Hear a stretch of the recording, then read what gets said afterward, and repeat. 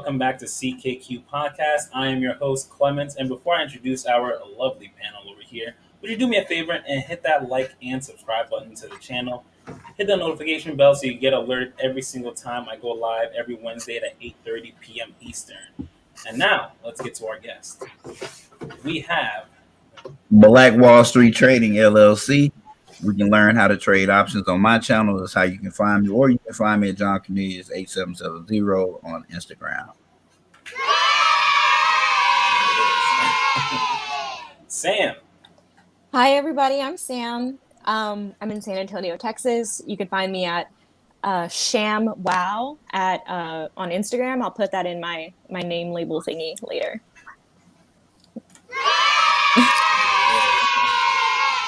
We got Chris. Hello, I'm Chris. You can find me on Instagram at The Blooming Ebony and on YouTube, The Blooming Ebony. Love it. Oh, almost forgot that. We got Maddie. Hey, you can find me at Madison Diane right here on my YouTube channel and Diane_Maddie on Instagram. He's black. Damn, look at that camera quality. Look at this man. I swear. Man, what's good with y'all? Hey, I've been putting in work, my guy. Man, it shows.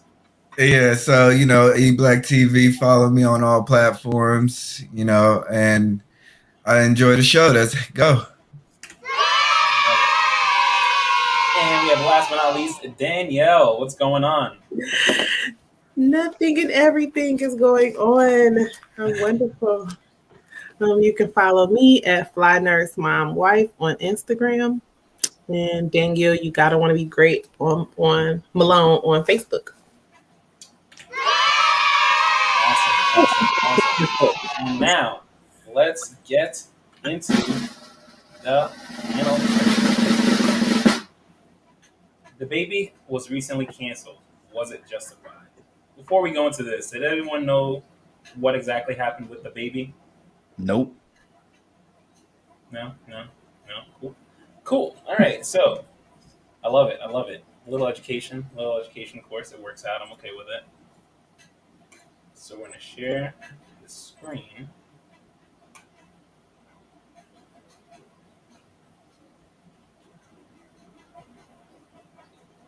Can you guys see that? Mm-hmm.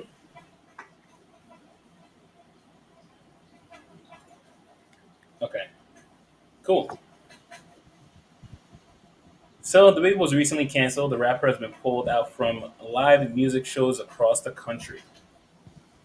Why? Why, you ask? Because on July 26th, the rapper took to Instagram to clarify some of his comments. He said his fans don't contract HIV/AIDS because they're not nasty. You guys can read that?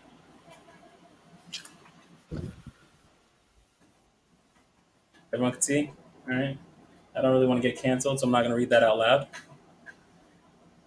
But it originally started because at his show, he was on the stage saying, if you didn't show up today with HIV, AIDS, or any of them deadly sexually transmitted diseases that make you die in 2 or 3 weeks, then put your cell phone lighter in the air.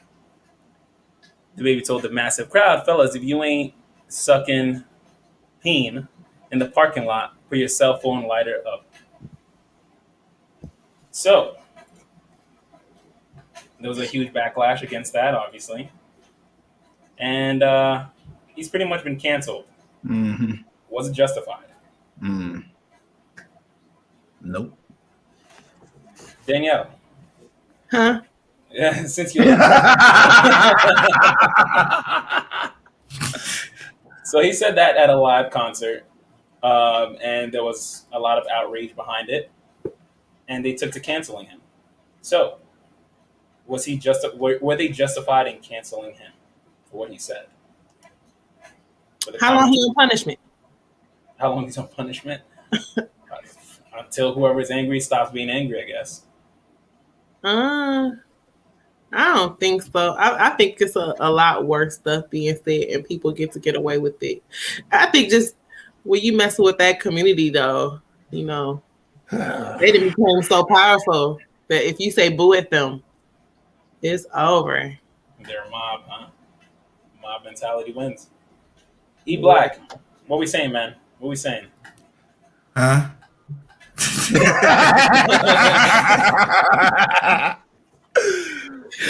Nah, I No, totally. bro. I think the article missed out. It's one of those pieces that kind of missed out a part. He did say, if you have HIV or STDs, put a lighter up. But then he went off and said, woman, if your vagina is clear like water, put a lighter up. And then he went on and said the last part about the fellatio in the parking lot. And it's one of those things where he conjunctured it, but they're trying to make it into one statement. And it is a huge reach. I don't know what's going on in the news cycle or what's going on, but I didn't find it too outrageous. It was really a non-factor to me. So, I don't think he should be at all criticized for anything that I mean, it was lightweight, to tell you the truth. Yeah, but it's what's crazy is obviously there's been a bunch of different festivals that canceled him, or canceled him meaning take him off the show. So from August 1st to the end of September, he had a bunch of different festivals that he was supposed to sing at or rap at, and they all took him off. They stopped playing his song. Who was actually Dua Lipa? She actually worked with him and collabed with a song, and they actually took that song all off of her record because Yeah, they didn't want that's it. crazy. I think, like I said, being that COVID is coming around, I think a lot of people are like, look, we can't have no protests. We can't have nothing. We've lost the money for the last year. If you got any controversy, we can't deal with you right now. What? Okay, all right, that's fair. Natty. Well, given that it is the little baby, one of the babies, given it One of them kids. one of those.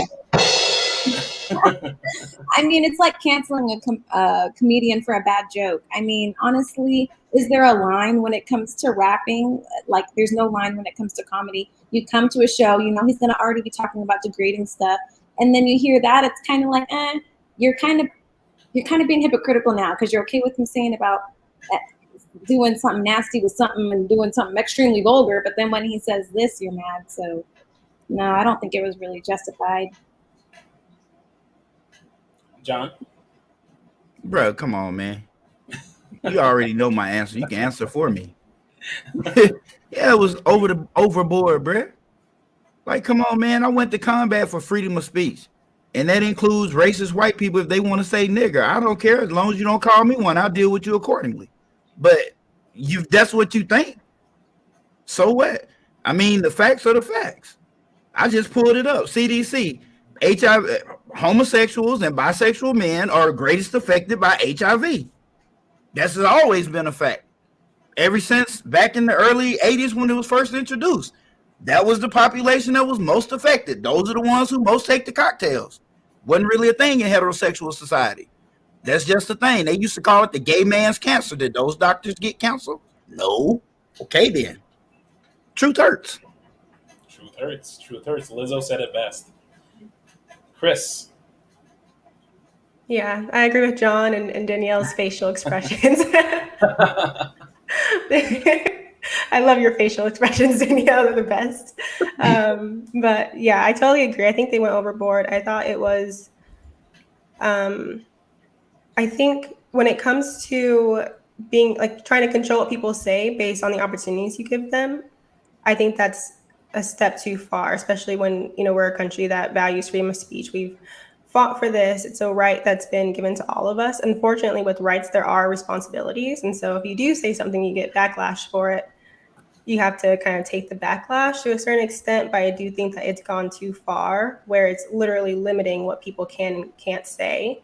And the censorship is what I have a problem with. Is there the backlash is used in a way to try to keep people from saying things that certain groups don't like. But like I think Madison was saying, that you can say certain things that are offensive to other groups, but not these particular groups. And I think And that that's crazy. hypocrisy is That's crazy. That should not be allowed. I mean, exactly. when are they gonna cancel drag queens reading to children at the public library? When are they gonna cancel books that's being produced talking about the prince and his secret for kids? Hold on to it. Don't get me going on this. I know you're. I'm gonna let the chain go loose real quick after Sam goes. Okay, Sam, close out the panel and then we open it up to free speech. Oh my god, you guys. Okay. So the things that DaBaby said, I don't know. I'm not the only one. Let me just say it. Like, I'm not the only one that thinks he was just being a straight up asshole, right? Like, he said some shit that's out of pocket. Like, if you say anything out of pocket, like, I mean, that's not cool, you know? Like, am I wrong to think that what he said was not cool? Wait, Sam, are you looking for acceptance? No. I don't want acceptance yet. All right, just say your opinion. State it. State it. Be strong about it. Okay. Listen, say it with your chest. The baby said some shit that was out of pocket and it wasn't cool. And some certain people heard him, and those certain people, I guess, lead the low key lead the cancel culture, and it just kind of spiraled downhill from there. You know, like, yeah, there's freedom of speech. You say whatever the fuck you want, but like at the end of the day, like if you're a multimillionaire artist, you might want to realize that. Yeah, you could say whatever the fuck you want, but at the end of the day, people are listening, and the things that you say impact more people than you care about. And second of all, like, I know that HIV and AIDS affects like a small subsect of human beings, and yeah, they are homosexual, but they're still human beings. They're still people dying from this disease. So it's definitely not cool to be like joking around about shit like that. You don't see me going like, oh, you got cancer, so your hair is gonna get lost and it's gonna be hilarious. Ha ha, I can't wait for you to die. You know, wait, like what the fuck? Yeah, thank you. That makes it funny. There we go. Thanks. I'm just saying, you can't, like, when it comes to infectious diseases and like just saying things out of pocket and stuff like that, like, it's just not cool. Like, overall though, I understand why a subsect of people would just kind of be like, yo, he needs to shut the fuck up. I mean, like, permanently, because he said some shit that's out of pocket, and that's just what happens when you say shit out of pocket. Like, yeah, freedom of speech, whatever, like, you know, but at the same time, certain people are listening. You're making millions of dollars doing this. People are going to hear what you have to say, and it's going to be like a lot larger consequences, like getting all of your things, all your shows canceled and losing money. Like, if that is the repercussion for him saying some out of pocket shit, then like he deserves it. I mean, like, as far as cancel culture, it's a whole different story, but I mean, like, the consequences of his actions and his words, like, are completely justified. Like, you can't be saying shit like that. It's just rude. Like, you're being a bully. Like, well. Say what you want. I mean, I'm just saying. Well, this is open discussion now. Open discussion. Yeah. Okay, so let's go back. Like, let's go back to actually what he said, not what we feel he said. What he actually said. He said, if you don't have STDs, put a lighter in your hand. I'm sorry, that's not offensive. That's not what I'm offended. That's not. I'm not saying that's offensive. Okay. So then, if he says if you're not having fellatio in the parking lot, that's not offensive. If you're not a dude having fellatio with another dude in the parking lot, that ain't offensive. So raise your light up. If you ain't with that shit, raise your light up. So I think they're conjuncture in 2 points. They're saying that, hey, basically because he said them in the same span of time, it's offensive because it's associating both actions. But I'm like, so, hey.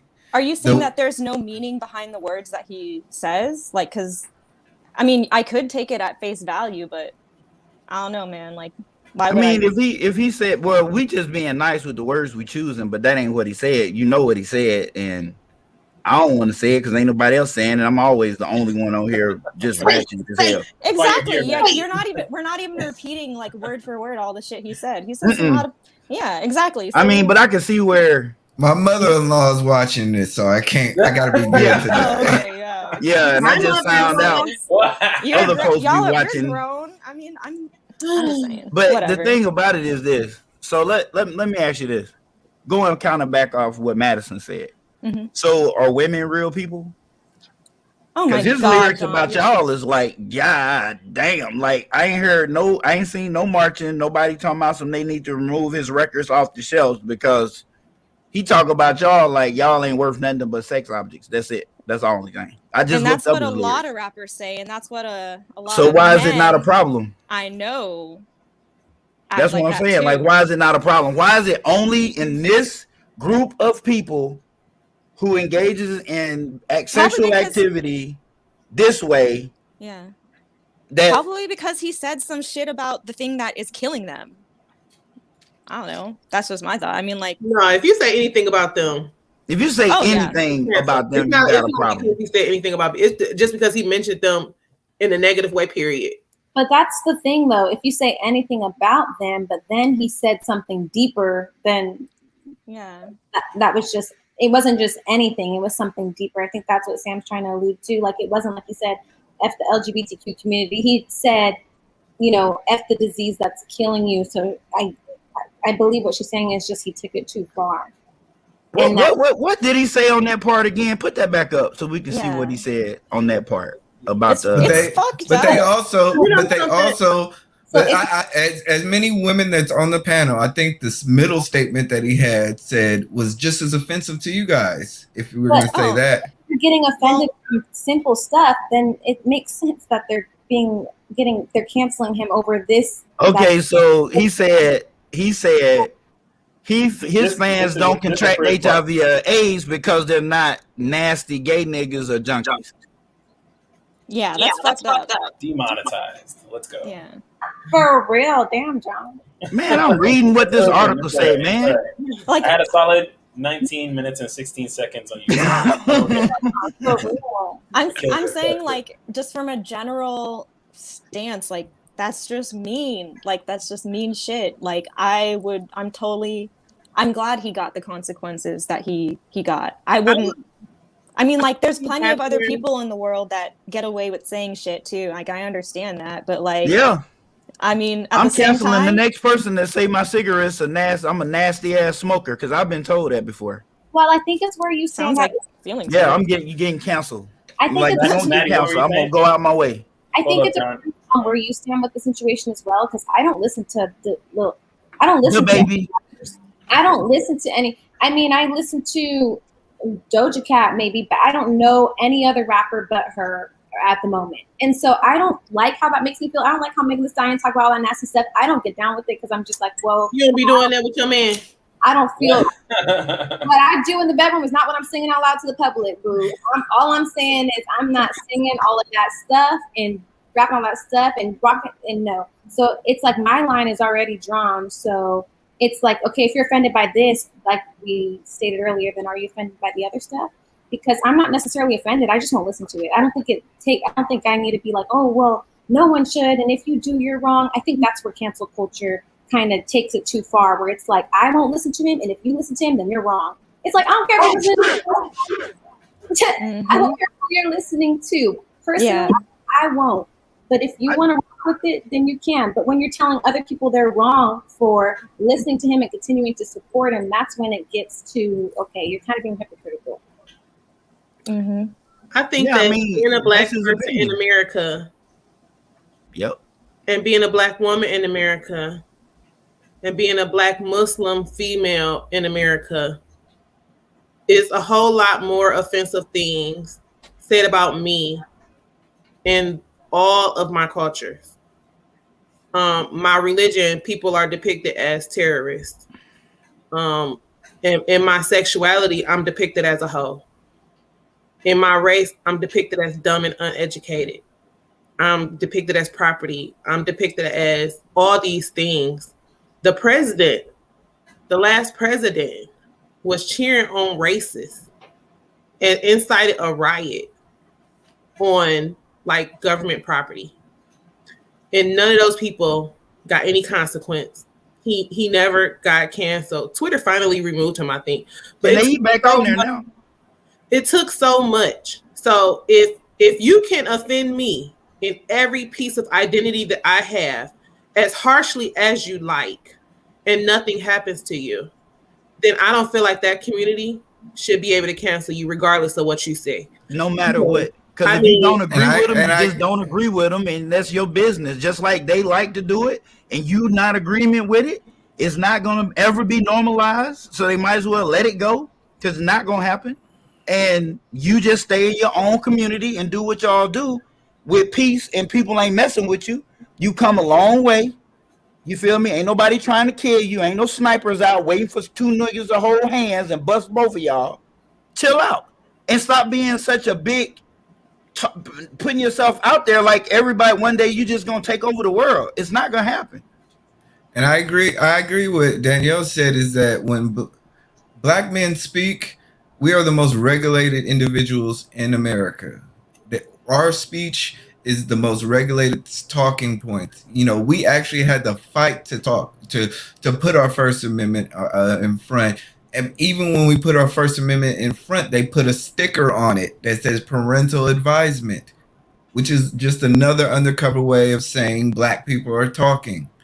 You know, I think, like you said, Danielle, you know, we have a whole lot in terms of as African Americans that it's just ridiculous that this is even a subject to come up in terms of what we were talking, what he said. And the viciousness of what he said to me was just not as vicious. I've heard worse, but hey.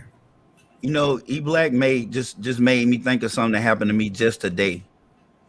I went in the gym. I was in the gym, me and Anthony, and dude had the nerve to come over there and ask me, tell me, hey, can you hold it down? Like, you being too loud when you talk. And I was like, nah, I ain't gonna hold it down. I pay every month like you do. If anybody who work here, you don't even work here, bruh. And he said something smart, so I pushed him. And he ain't like that. That I was happened like, today? you can go outside. This happened today. I was already in a pissy mood. Why are you not in jail? Man, come on. We in the South. We don't do all that. We throw hands here. They don't care about all that. But still, he mad. But at the end of the day, before everything was done, we squashed it outside. He apologized. He was out of line. Like, I'm a full grown man. And I'll be damned if another man tell me anything about anything. Like, your best bet, if you don't like it, is your best bet is to kind of leave or watch how you ask me. Or like why I even said we got weights clanging, people slamming weights down, like we in a full gym working out. So like it couldn't be that bad. But you got a thing against niggers talking. That's what you got a thing about that. You got a thing about a black man when he speak, you don't want to hear it. Or you was raised in a home where they believe like black men shouldn't be spoken, shouldn't say anything at all, especially something that can be heard. I wasn't having it. Like you're not gonna tell me just anything. And I was already in a bad mood. So yeah, you're right. Ever since we've been around, they always try to censor us in some kind of way. The minutest way they try to censor. Maddie, you're muted. I don't know. I'm gonna hit your cigarette again. I swear, girl. Just thinking about it, blood pressure going back up. Heat it again.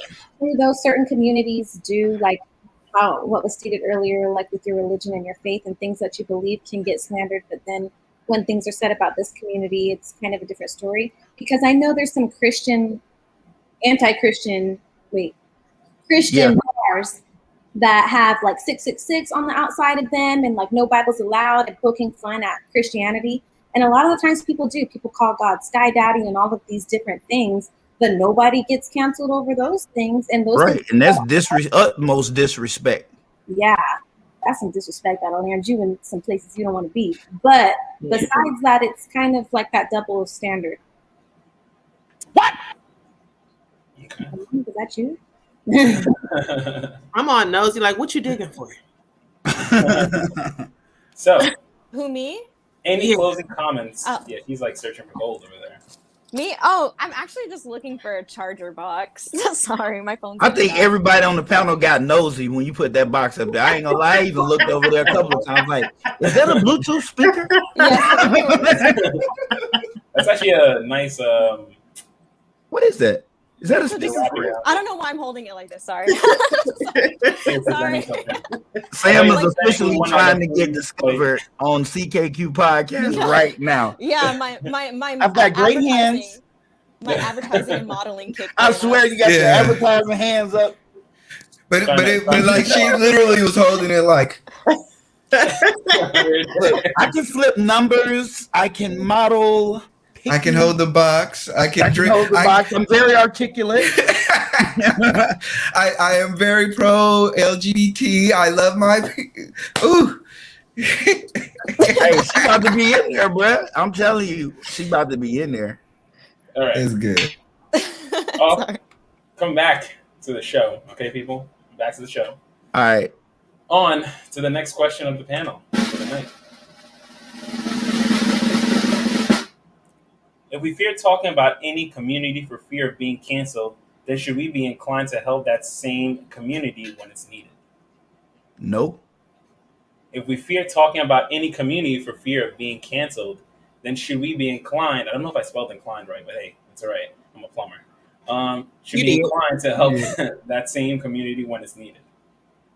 You mean the one that just got like? Should we help the baby? Whoa, not the baby. The gay people.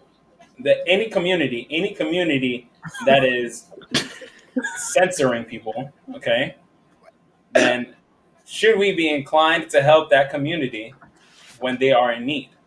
I'm slow. In need of what? In need of help. In need of people. They don't need no help. Okay, you know what? Let's start with you. Let's start with you. I'm just gonna read on that one. They don't need help. No, they don't need no help. If you say anything, they can completely shut you down. They are the biggest bullies outside of the police. What on my mama do they need? What help do they need? They don't need any help. They're good. But while I'm speaking, I just want to say, I love your hair. The big afro there. What was your name again? Madison. Madison. You fluffed your little hair out. I was just like, thank you. But yeah, no, they don't need no help. And I'm not, I mean, if I want to help, it's not because I'm in fear of anything. But no, I don't have to help you. You don't need none. Okay. Don't. Maddie.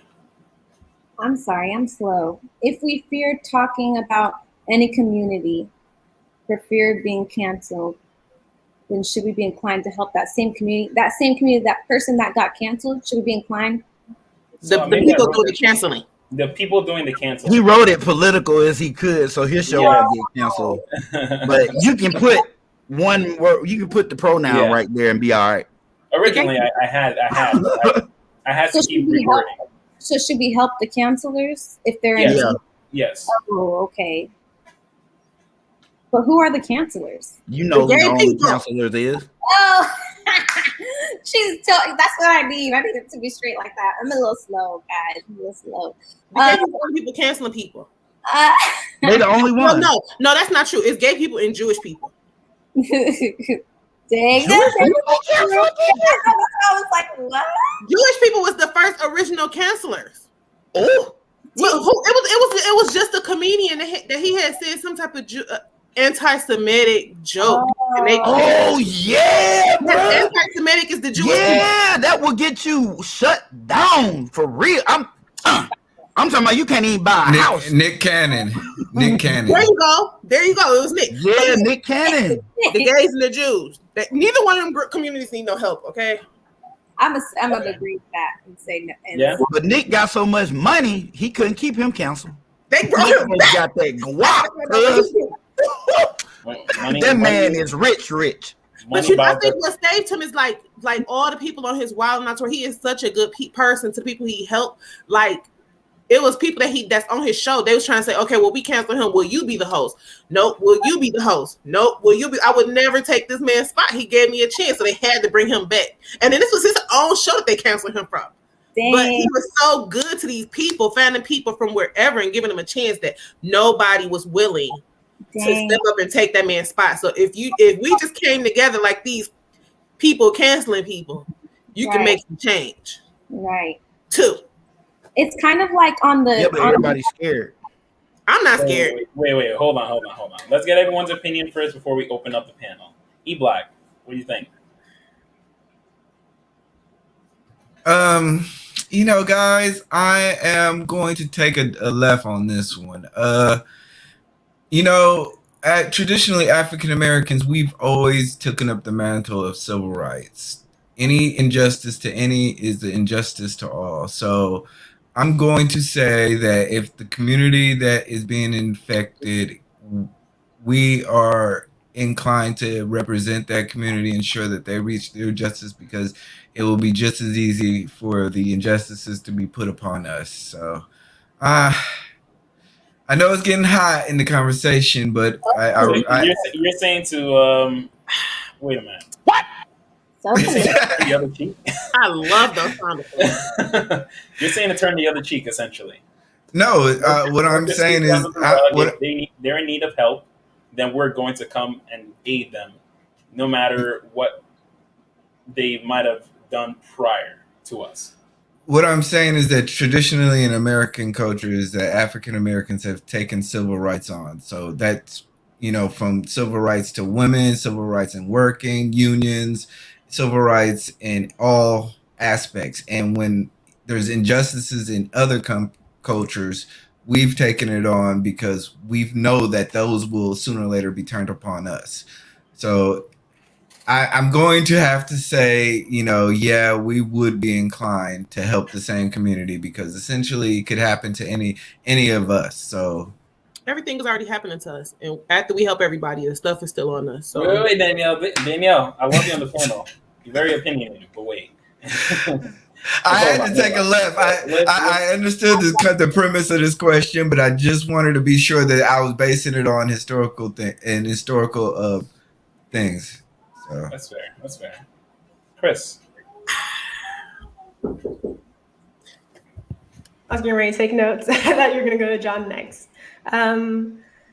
I say yes and no. It depends on what they're fighting for. Like I'm narrowing it down to this community, but for example, when a certain community was fighting for the right to get married, I was all for that. It made sense to me personally, because your right to get married is infringed on any of my constitutional rights, and so that makes sense. But if they're trying to fight for, like, for example, the whole bathroom thing, if that infringes on my rights to use a bathroom comfortably and safely, then we have an issue. And so it depends on what they're fighting for. If they're fighting to limit certain language, like they were trying to do in Canada, where if you call somebody outside of their chosen pronouns, you can get fined or sent to prison. No, absolutely not.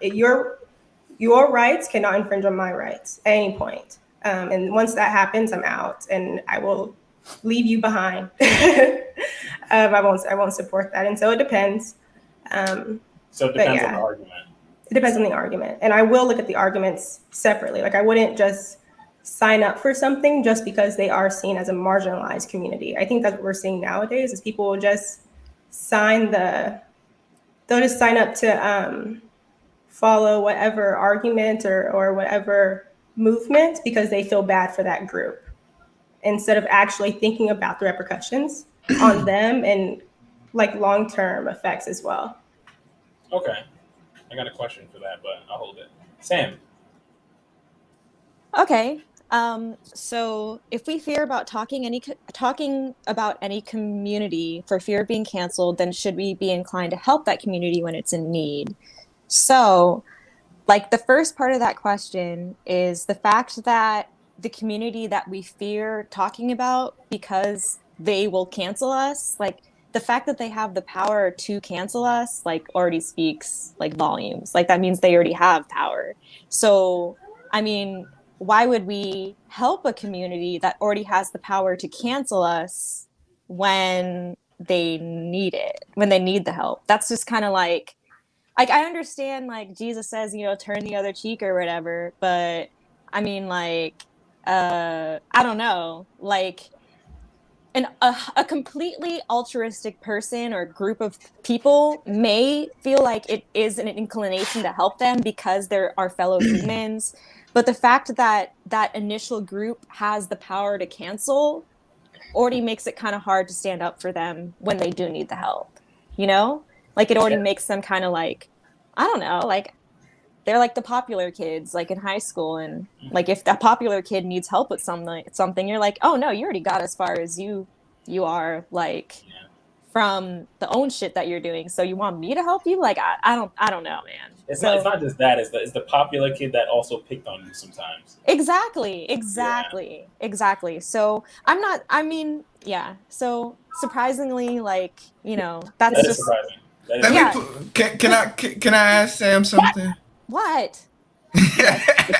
Yes. Now, Sam, okay, for instance, a lot of this, we know the relationship between us. I'm sorry, CK, but Go ahead. No, you're good. but we know the relationship between the African American community and Asian people, right? Mm-hmm. Now, I do not believe that Asian people should be beat up on. I'm just believe that, fair is fair. You can't, a hate crime is a hate crime. So, Yeah. but their community obviously doesn't need the same help either. So but I do believe that injustices in both sides need to be handled. So basically I do believe that, hey, yeah, as much as the Asian community does us dirty on a daily basis, we have to stand up to say, hey, you know what? We're not going to allow this because it could be done to us for any excuse in the future. So yeah, no, and that's what I'm saying when it comes to like the ultimate right and good thing to do, like the almost at these days, like I would call it maybe even like angelic behavior would be to help that community when they're in need. Like that's probably what Jesus would do. That's probably what Gandhi would recommend. Buddha I don't know. Buddha maybe, like, yeah, like all the good like characters that we should follow would be like, well, even if they did X, Y, and Z, like that's still your neighbor, that's still another human, like let's help them out, but we don't live in that world. Like, yeah, John, close us out. What are we talking here, man? Bruh, this is like the dude who beat your ass and took your lunch money, and this nigga need help one day. I'm not helping you. I'm sorry, I'm just not doing it. You got yourself into it, get yourself out of it. That's what you get for doing all this stuff. Now everybody against you. You brought this on yourself. And I was trying. I said, when it's my turn, I'm understanding where E-Black coming from. Trust me, I am. I remember when people tried to quote unquote ride with us during the civil rights movement, but somehow we got overshadowed by women's rights. They kind of left us behind. Then these other folks got rights. Women got rights. We got the civil rights bill passed. Then everybody got assassinated either before that or after that. They even trying to fix it where we can't vote again. We trying to be disenfranchised as voters. Oh yeah, with the new voting system, way you doing it now. I think it's 17 states or 28. Yeah. They trying to disenfranchise us again. Now, when do we get anything? Like never anything. Like no, we have not progressed as a people in 50 years now. I have something to say about that. I actually, it's totally in line with what you're talking about. But yeah, go ahead. The fact that I don't know if y'all have realized it, but we haven't had any real revolutionary like protests and marches ever since MLK was assassinated. Well, we did have the Black Panthers, so let's not discredit them. Okay, I was about to say that as well. But I mean, it's still been a while, Unless she just added to exactly what I'm getting at. Yeah, exactly. When have we gotten something? We have kids getting shot down, bruh. People get harassed by police. 2 Asians got beat up immediately. If you look at an Asian the wrong way, you're going to jail for life without the possibility of parole. If you just look at one the wrong way. If he want to follow you around the store and think you stealing, you probably are. We ain't got nothing yet, bro. Nothing. Ain't nobody got time for that. 1965 was the last time we got anything. That's it. And even with the Black Panthers, they dismantled that group. They called them terrorists. And then all the things that they started, like free lunch and free healthcare and stuff, like they took that and then made it a government thing so that they can make money off of it. But they never even advertised that the Black Panthers are the reason that we have these services. Mm-hmm. So, yeah. Now, I'm gonna tell you something. I got into a debate on TikTok with this woman about it and shut her down. She tried to come at me about the quota. They're talking about the quota or something for schools and all this. I said, baby girl, when they put it was 2 ways for that quota to be met: women and blacks. And they didn't specifically say blacks. They said minorities specifically. So the same amount of blacks it represented in Ivy League and top tier schools is the same amount it would have normally been. You either can get in or you can't. But this whole thing talking about, well, they got in, he was an EO hire, equal opportunity hire. No, he wasn't. No, he was not. He met all the qualifications. He would definitely when he got in, wouldn't even been considered. That does not, they meet quota with 2 ways: women or men. Bloom and Ebony, let's speak about these qualifications that you were just speaking of. You were just talking about this the last time about qualifications on schools and what's expected of people. So, yeah, it's a good time. Let's expound on the subject. Expound on what I'm talking about. You had said, you was just saying that person was definitely qualified and they would have got in anyway because they were qualified. But the Bloom Ebony, but the Bloom Ebony was telling us the last time that qualifications for Black people aren't the same as qualifying for whites, and qualifying for Asians aren't the same as qualifying for whites. We all have different bars, and I found that very interesting. So colleges were actually having that for a little bit of time until they got exposed. But Chris could probably go further in depth with that. Yeah, go into it, Chris. Yeah. So I'm blinking on the school now. It was either Yale or Harvard. I think Harvard. Basically, the Asians started to protest because the requirement for them to get into Harvard was 4 times higher than the average white person's requirement to get into Harvard. And a Black person's requirement to get into Harvard was half of that of a white person's. And so they were saying that that wasn't fair. The reason why they set up that rule is because basically Asians are doing too well and the school would be all Asian. And the conversation was expanded on, and they were saying that these students, the Black students, the Hispanic students are also somewhere around where the Black students' requirements are. They would do just fine at a non-Ivy League school that's still fairly well-rounded.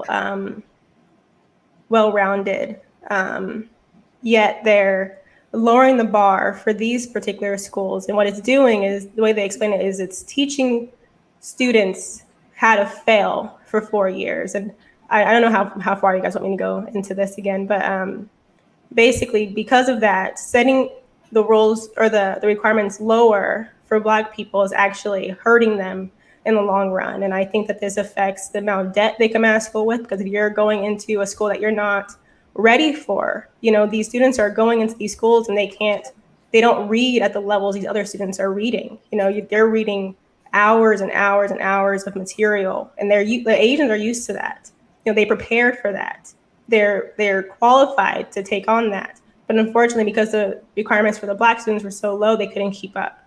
And so they're taking on a 5th year, a 6th year, a 7th year to graduate from the school where they would have done just fine at a Cal State or a university in North Carolina. I remember that, but I think that it was an overblown premise because of the way that colleges actually do admissions. Essentially, colleges, when you go to apply at colleges, either you have the legacy program, whether your grandparents are going or or a graduate. Then you have your general admission, meaning that if you walk in the door and you pay cash, you're more than likely to get in. Then you have your cultural advocacy group, and this is a special group to say, okay, we're going to let 5,000 out of a total students of our sophomore year, or our total students out of our 2021 year, we're going to let 15,000 people in. Out of that 15,000 people, we're going to, of course, let 200 or 2,000 legacy. We're going to let 10,000 general missions. We're going to have 2,000 athletes. There's one block of group, which is our cultural awareness, which is essentially an outreach program to get disenfranchised and cultural enrichment in our classroom. Because what they found is that if you have a diverse classroom, you will have a better educational experience. All white students in a classroom does not create a better educational system. That's what they found. They found that having more African Americans, more people of different varieties in the classrooms creates for a better educational experience. But what happens is that over the time and the years, people get jealous. And they figured out that, oh, we're fighting over this 1,000 spot, and it's not fair that, yeah, I'm a minority in this country, but we're still getting segregated against. So I understand the premise of it, and I know we're going way off, but I think, I've heard this argument before about affirmative action in terms of college education. But what I try to tell people is that this is part of the cultural enrichment process. So yes, Asian people are gonna get the hit because yes, you guys are minorities in the country, and you're smart enough to get into these programs. But I'm sorry, we've dealt with a lot more than they have. So it's kind of like all is fair, but all is not equal at times. But how many I think blacks are that- actually getting into Harvard and Yale and Princeton? Because at the end of the day, they still, like, a lot of people don't even know those numbers. Like, you only make up out of all the Ivy League schools, it was something like 8% was black and like 11% Latino, something like that. What was your numbers you looked up, Chris? Oh, I don't know, but I think the point is, yes, cultural enrichment is important, and that they study this in the workplace as well. Diversity does improve employee satisfaction and improves productivity and many other things along those lines. The issue with this, though, is that it has other long-term effects. The issue with this is that you're lowering the bar for certain groups, and it's making them less successful in the future. Instead of saying all of these students are equally qualified to be here. So let's increase the cultural diversity that way. They're saying, well, we're just going to lower the bar for them, make it easier for them. When they get here, they're stressed. They can't handle the workload. They can't do it. They either drop out or they're in school for an additional 2-3 years. And Ivy Leagues aren't cheap. So yes, it's great that they're focused on this cultural enrichment, but they should also be focused on how to get these students up to the same par as Asians instead of treating us like we've lost before we even started. Well, like I said, the thing is that if you wanted to go to Harvard and you had a check and money, you can get accepted more than likely. There is, yes. I can go to my local college, and if I say, hey, I have X amount of dollars and I'm paying cash, I get accepted better than a scholarships student. The scholarship students are more than likely, they're fighting for it. So it's a small money pot that these people are fighting for. So I think I understand what Chris is saying. It's just, I think you're fighting over a small pot, but you're exasperating a larger issue in which black people can't just walk into college and pay for it themselves. So it's kind of, And most people in America can't do it. So that would ups the ante. So, and then you add more cultures to the pot. Indians, they're wanting to get more than doctor degrees. Asians, Filipinos, Cambodians, these are all minority groups. Latino, these are minority groups. So we're all fighting over the same spot because the country is becoming more diverse. It used to just be three cultures. I want to back on that a little bit. I'm just going to throw something in there that does. I wouldn't even say so much the country, but the fact that most of these different cultures that you named, they have a good family structure. So they have a way to help those kids. I'm assuming that someone is helping those kids or doing extra time with those kids on that work, on that schoolwork. Versus in the black community, a lot Nah, of it's single family. No, with them Asians, with a lot of Asians, they learn they score higher in certain categories, but not all across the board. Math and science is where they score the highest, and it's because of the early introduction. We don't teach right over here. Like you don't teach the way you learn. No one uses the hippocampus except for them, and that's your long-term recall. And they start you out with an abacus at 1 years old.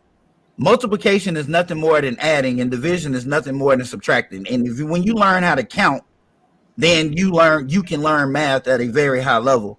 And they introduce advanced math concepts when you get letters introduced as variables into a problem. You're already 13, 12, or 13 years old.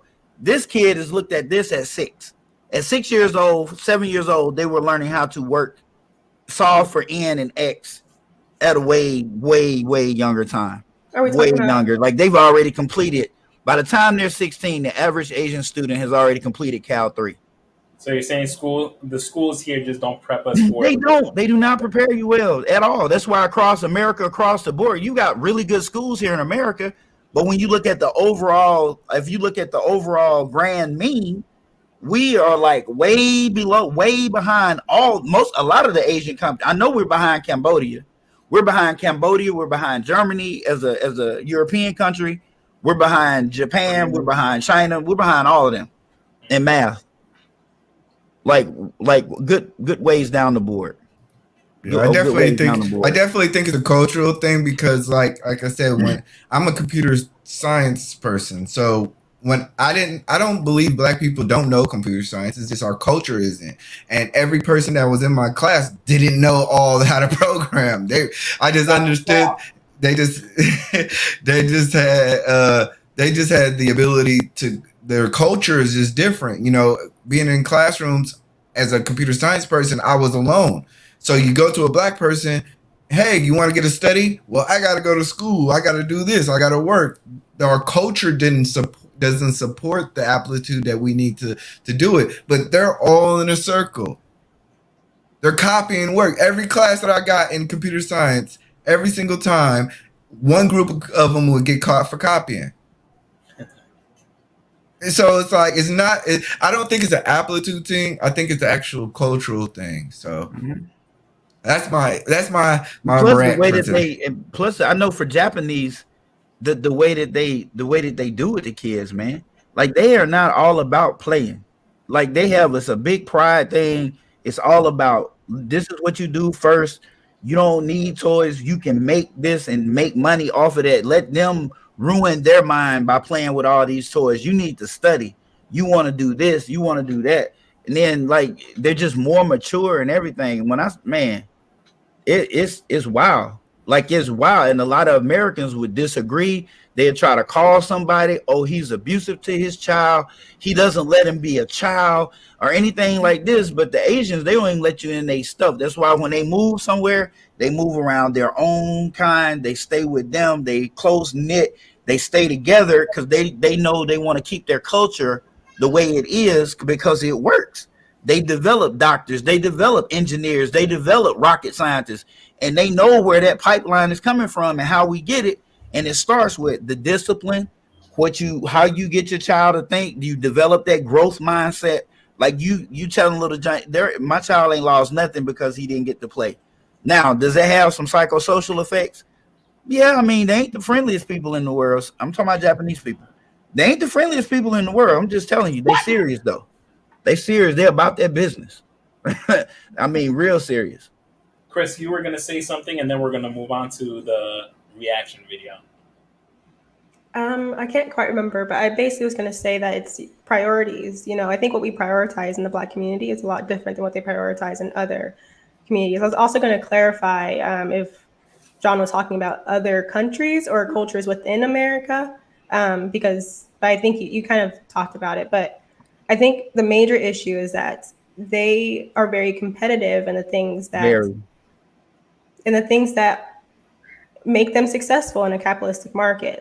Like, and that's just how it is. And unfortunately, in our culture, the Black culture, we don't. We don't think about those things. We don't, and we also have other factors that are playing into that as well, like the single motherhood rate. You know, you're not going to be able to work a 12-hour shift, come home, help your kids with their homework, cook food, and do all these things and be as efficient as possible. You know, a lot of these other cultures, the wives, once your kid is born, you're home with your child and you're teaching them a culture, you're nurturing them. You are their teacher. When they get out of school, you're teaching them. You're making sure that they're doing their homework, and you're teaching them that discipline. And unfortunately, because of so many things that we're going through, that a lot of things that we put ourselves in a certain position that have limited us in these areas, unfortunately. And I think we just have to change our priorities. But lowering the standard for us isn't an option. That's not helping us anyway. And I would say that even so, my neighborhood got a ton of Asian people, right? And so I learned about this program called Kumon. You can start at 3 years old. So I started when I found out my oldest was 5 and my youngest was 2. So as soon as he got 3, I put him in there. They were all in there. My 5-year-old, I was more home with him and more hands-on with him. And so he was right on the ball with learning these things. And so they came to a point where it was like, oh, passing out these awards. And we were sitting there and he didn't get no award. And I was just like, I looked at him, even though he was like in the office with all these people. I looked at him, I said, well, where's your award? He was like, I don't know. I was like, okay, well, I'm not paying this money for you to be here to be average. Like, that's not acceptable. Like, you're supposed to be getting an award too. And he was like, okay. So it was this young white girl behind the counter. She's like, that's not cool. Don't be being like that. And so I looked at her, I said, what's your grade point average? Damn. She said a 4.0. I said, and did you get that on your own? Or did your mother push you to make sure that you was doing the best that you could do? She said, well, my mom pushed me. I said, okay, because no one wants an average kid. So don't tell me that that's not okay. That is not okay. And why is she talking to you anyway? Because me and that young girl actually had plenty conversation. Because okay. My kids there, and people love my babies, and so I think me scorning him, she just was like, "No, don't do the little baby like that." Okay. And it was just like, "But no." And so, but as I was talking, another young lady walked in, and she was like, "That's right. Don't nobody want nobody average. Like all these people we was the only black people in there. Everybody else was Asian or white. But no, you is not about to disappoint me. I didn't come from a family that was well educated. I just came from a mother that was so uneducated that she made me educated because I thought she was super smart. Like I would ask her a question and she was like, go look it up. Go look it up. So but once I got old enough, she's like, well, the reason I was making you go look it up is because I just really didn't know the answer. But it worked out for you. It did. But so now, since I do know the answers, it'd be hard for me not to give my kid the answer. So since I will give the answer, you just about to join all these extra activities around, and it's normal. They was in Kumon, they was in football. I'm about to put them in karate. They about to start Quran class, and everybody in this neighborhood are jam-packed with things. So for a second, I was feeling bad, like, oh my God, they're so busy. But then as I sit there and I listened to the other kids, they was like, okay, well, once you leave here, we have to go there, and then tomorrow we going. And I was talking to the parent. I said, so your kids do a lot of stuff? She said, yeah, every day we doing something. So I was like, well, I don't know where I got it from. So want my kids to be doing all these things. But if you require it, it will come. Your kids to be productive, though. If you don't require it, then it won't. Too many people are letting their kids raise themselves. I'm gonna share this and I'm gonna let you go on to that to the reaction video or whatnot. It's one black kid who did get into Harvard, John, who was like he was support. What made it ironic? I can't remember if it was Detroit or New York, but he was in the hood. He was in the hood, single mom. But what was beautiful about the story is that the gangs helped his mom. Like rather than being like and trying to get him in, they realized this dude a little brainiac. So they protected him. They helped the mother with bills and stuff like that. And you couldn't touch that kid. Like they bought his school clothes, all of that. And he got into Harvard. Scored perfectly on the ACT and the SAT. Mm. And he had like over 4.0 GP. He was on the International Baccalaureate program. Mm. So if anybody was on the IB, you already know if you got an over 4.0 on that, if you got a 3.0 on that, boy, you killing it. But to have a 4.0 and he was able to test out one of his classes, freshman classes early, I was like, oh yeah, he got in. He got in no matter what he was getting in, like period. But I like the way that the whole village to raise a child thing. I wish we could see more of that. Even if they're not trying to go to Harvard, just like because that's what the original gangs was for, to police the neighborhood. I It think wasn't to cause chaos in the neighborhood. just like Danielle was saying though, I think now in this generation, at least this is what I'm picking up. At least now in this generation, we have it a little confused. Like you were saying, you feel bad if you were going to be putting your kids in all those classes and stuff. Whereas I think we have to start seeing that we need to be doing that to teach our kids like this is how you should be moving. You should be constantly be thinking about the next thing and how to improve and how to keep making yourself better. Versus we almost want to be best friends with our kids as opposed to be authoritarians, be parents. You're a parent first and then friend second, if friend at all. Yeah, friends after they turn 18. Yeah, we can be cool. It's like JP says, your job is to make your child likable and able to be a part of society, and which is so not to be friends with them. Because if you don't like your kid, ain't nobody else gonna like you. yeah, because you're obligated to like them. Yeah. But on to the reaction video. If you're just tuning in, welcome to CKQ Podcast. I'm your host, Clement. And before we go on to the video, I'm going to drop the link to the stream in the chat. But remember, you can only hop in for one question, so choose wisely. It is dropped in the chat, and we are going to the reaction video. If you guys could all do me a favor and mute your mics.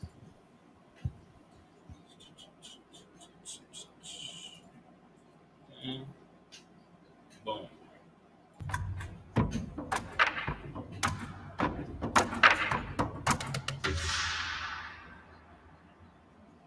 Hello, my name is Adib Kadir.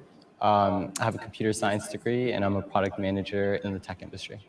Hi, I'm Will Court. I'm a music student at USC. Hi, I'm Joy Villa. I'm a singer-songwriter and I'm anti-cancel culture. Hi, I'm Lindsay Riebling. I'm a consumer insights specialist and I'm pro-ish cancel culture, more on the side, but I'm looking forward to this conversation. Hi, I'm Seth Fowler, a law school graduate and teacher. I am pro-cancel culture. Hi, my name is Alana. I am a student, a history student, and I'm pro-cancel culture. And I have my pro-cancel culture to the left and my anti-cancel of violent crime. Violent crime. I would buy an artist's work even if they committed a violent crime. Oh, that's so hard. Humans are a series of impulses on a spectrum of time. Like we are constantly changing, we're constantly evolving. Have any of you ever, honestly, never not told a lie in your life? Of course, we've all lied. So are you a liar today? No, not today. So that moment that you told a lie, you can't be blanketed as a liar the rest of your life. I think the issue with cancel culture is it's kind of like this, like you have a cut on your arm, let's just chop the whole arm off.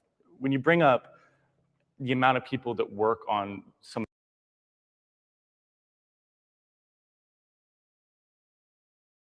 Oh, damn. He made a strong point, boy. He did. I mean, a strong point. You was a liar when you was young. Are you a liar now? No. Okay, then. It was like case closed, dismissed. Next. Sam, what you got to say, girl? I see that face. Hey, hi. Yeah, so just kind of thinking about just digesting the whole conversation that they were having. It was really brief, but the question was, like, would you buy an artist's work if they committed a violent crime? Mute yourself, somebody's phone's ringing. It's not me. No one called me. Somebody get takeout. You're canceled, John. Yeah. God damn it, John. Canceled. Canceled. Cancel John. Cancel John. Oh my God. Right. Still retain my train of thought. Because because normally I'd just be completely sidetracked by that. But yeah, so the question was, would you buy an artist's work if they committed a violent crime? So like, I'm pretty sure that violent crimes consist of like murder, rape, assault, stuff like that. Stuff that's usually unforgivable in most cases. So I personally wouldn't buy an artist's work if they committed a violent crime, but I wouldn't stop another person from doing it, because I would just know that if I personally bought their work, I would be funding that person's livelihood. And personally, I wouldn't want that person to have a good livelihood because they committed a violent crime. And if I am one person that could just stop that person from, continuing to live by not purchasing their artwork because they are a violent person who was convicted of a violent crime and they did it, then like that's good for me. But I'm not gonna be like, yo, like everyone else needs to stop.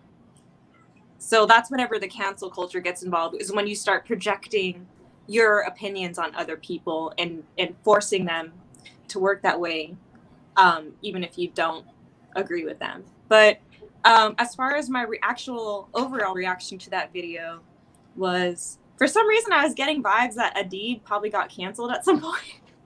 I don't know what he did, but I was just getting those vibes. I was like, Adib, what did you do? Like, why are you so hurt? Like, who hurt you? But that's just me kind of fucking around. But like, all right, John. All right, so Sam, I'm big on second chances. You feel me? Yeah. I'm not real big on that, because I don't know if you picked up on this, but out of all of us, I'm probably the most thug on here, and that's just facts. But that's me. Me, you, and Madison are out in Texas. I keep a strap. You feel me? So we out, and we having fun, and we laughing, and we walk into the car, and dude jumps out and tries to assault y'all, but they don't see me, and he pull out a gun. He trying to get you off into the bushes, and I shoot him dead.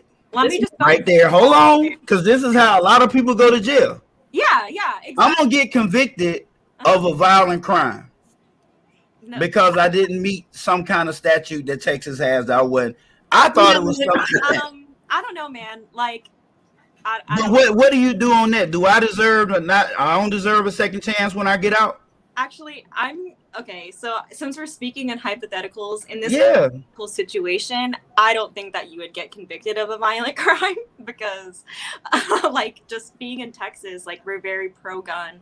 That means we're very pro self-defense, which means you have two witnesses, me and Maddie, who could vouch for you that you were defending us. So, like, in a court of law, I don't think it would hold up that you would get convicted of violent crime. You might get put on some type of probation, but like, that's still a conviction. Stand your ground state. But I think. But okay, well, let's say we're in a different state. That's the scenario. Put me in a non-stand your ground state. On my emotions, but logically it just doesn't make sense to me. John, but that's the scenario in a different state where they don't have those type of self-defense laws, because not all states are stand your ground. That's not the point of us being in Texas. That is not the point. The point is, because you're right, y'all both are right. Would nothing happen to me? I would be fine. But what if we were not in that state? John, okay, I think you're giving a really specific scenario, but I think what you're trying to say is, like, there are people that have been convicted of violent crimes that aren't necessarily the person. Right. That's my whole point. Like, there's a lot of people who are being convicted of violent crimes that are not guilty. Like 38%. Bro, I'm talking about the people that are guilty, though. So specifically, we're going to go off the fact that she's talking about people that are guilty, people that have committed heinous and meant to do it. Yes. Okay, at that time, you ain't. That's what I'm saying. Ain't none of y'all really got no experience in the streets. At that time, you may need to do what you got to do, because that's the life you live in. But that don't mean 20 years later, because it ain't like you fixing to do 5 years. You fixing to do 10 or 15 of them. So 15 later, that's still the same person. He's still a killer. Like he's still just not gonna see the light. Actions have consequences. Sadly, Hold on. So everybody is let perfect. Danielle go. Hold on, John. Let Danielle Sorry, go. that was a really long. So I appreciate your, gangster. But I actually have befriended men exactly of who you're speaking of, who committed murder multiple times, meant to, went to jail, came home, did it again, went to jail. This man is currently home. Okay, so when I was a little kid, I was scared of him. Like he was the neighborhood murderer, flat out. That was who he was. But he liked me. But he had like this death stare. And so like he would stare me down whenever I went past, and I would run or be on my bike so fast. But once I got older, I was more curious. Like, okay, so I can't just keep on running from him. Like, why are you staring me down? He's like, well, just because I like you. So I ended up having a conversation with this guy. I don't being from the neighborhood I'm from, you can absolutely be a murderer and still be accepted in my own space. You're not trying to murder me. I don't know. I'm not. The world I come from, I'm just so non-judgmental. Right. Literally, this man is an actual killer. He right? killed, and not only did he kill people, he killed people he knew. Like the last person he killed was like supposedly his friend. Like this man let him sleep on his couch. Like, I couldn't cancel him. I mean, he went to prison. He then came home. I don't know what made him the way he was, because it wasn't like I became like his buddy to get his whole story. I just had to talk to him because I could not walk around with this fear in me. I could not let you have this type of power over me that I'm trembling in my boots when I see you. And so now when I see him, he's like seeing any other person, even though he absolutely is a murderer. Like that is your title because you've done it multiple times with intent. So I don't believe in cancel culture. But then I was just wondering, so none of y'all listen to R. Kelly then, huh? Y'all all muted him. Sam. Like, is he canceled? Because if you didn't mute him, then he's considered a violent crime person because you said rape, and he definitely is on trial for like raping. He is innocent until proven guilty. I mean, I'm not saying that I feel like he is. I'm just saying that this is what he is on trial for. And this is the case that they're trying to prove. And if we believe in cancel culture, then y'all muted R. Kelly. I'm not muting that man. I mean, me and my husband listen to him whenever it's time. Okay.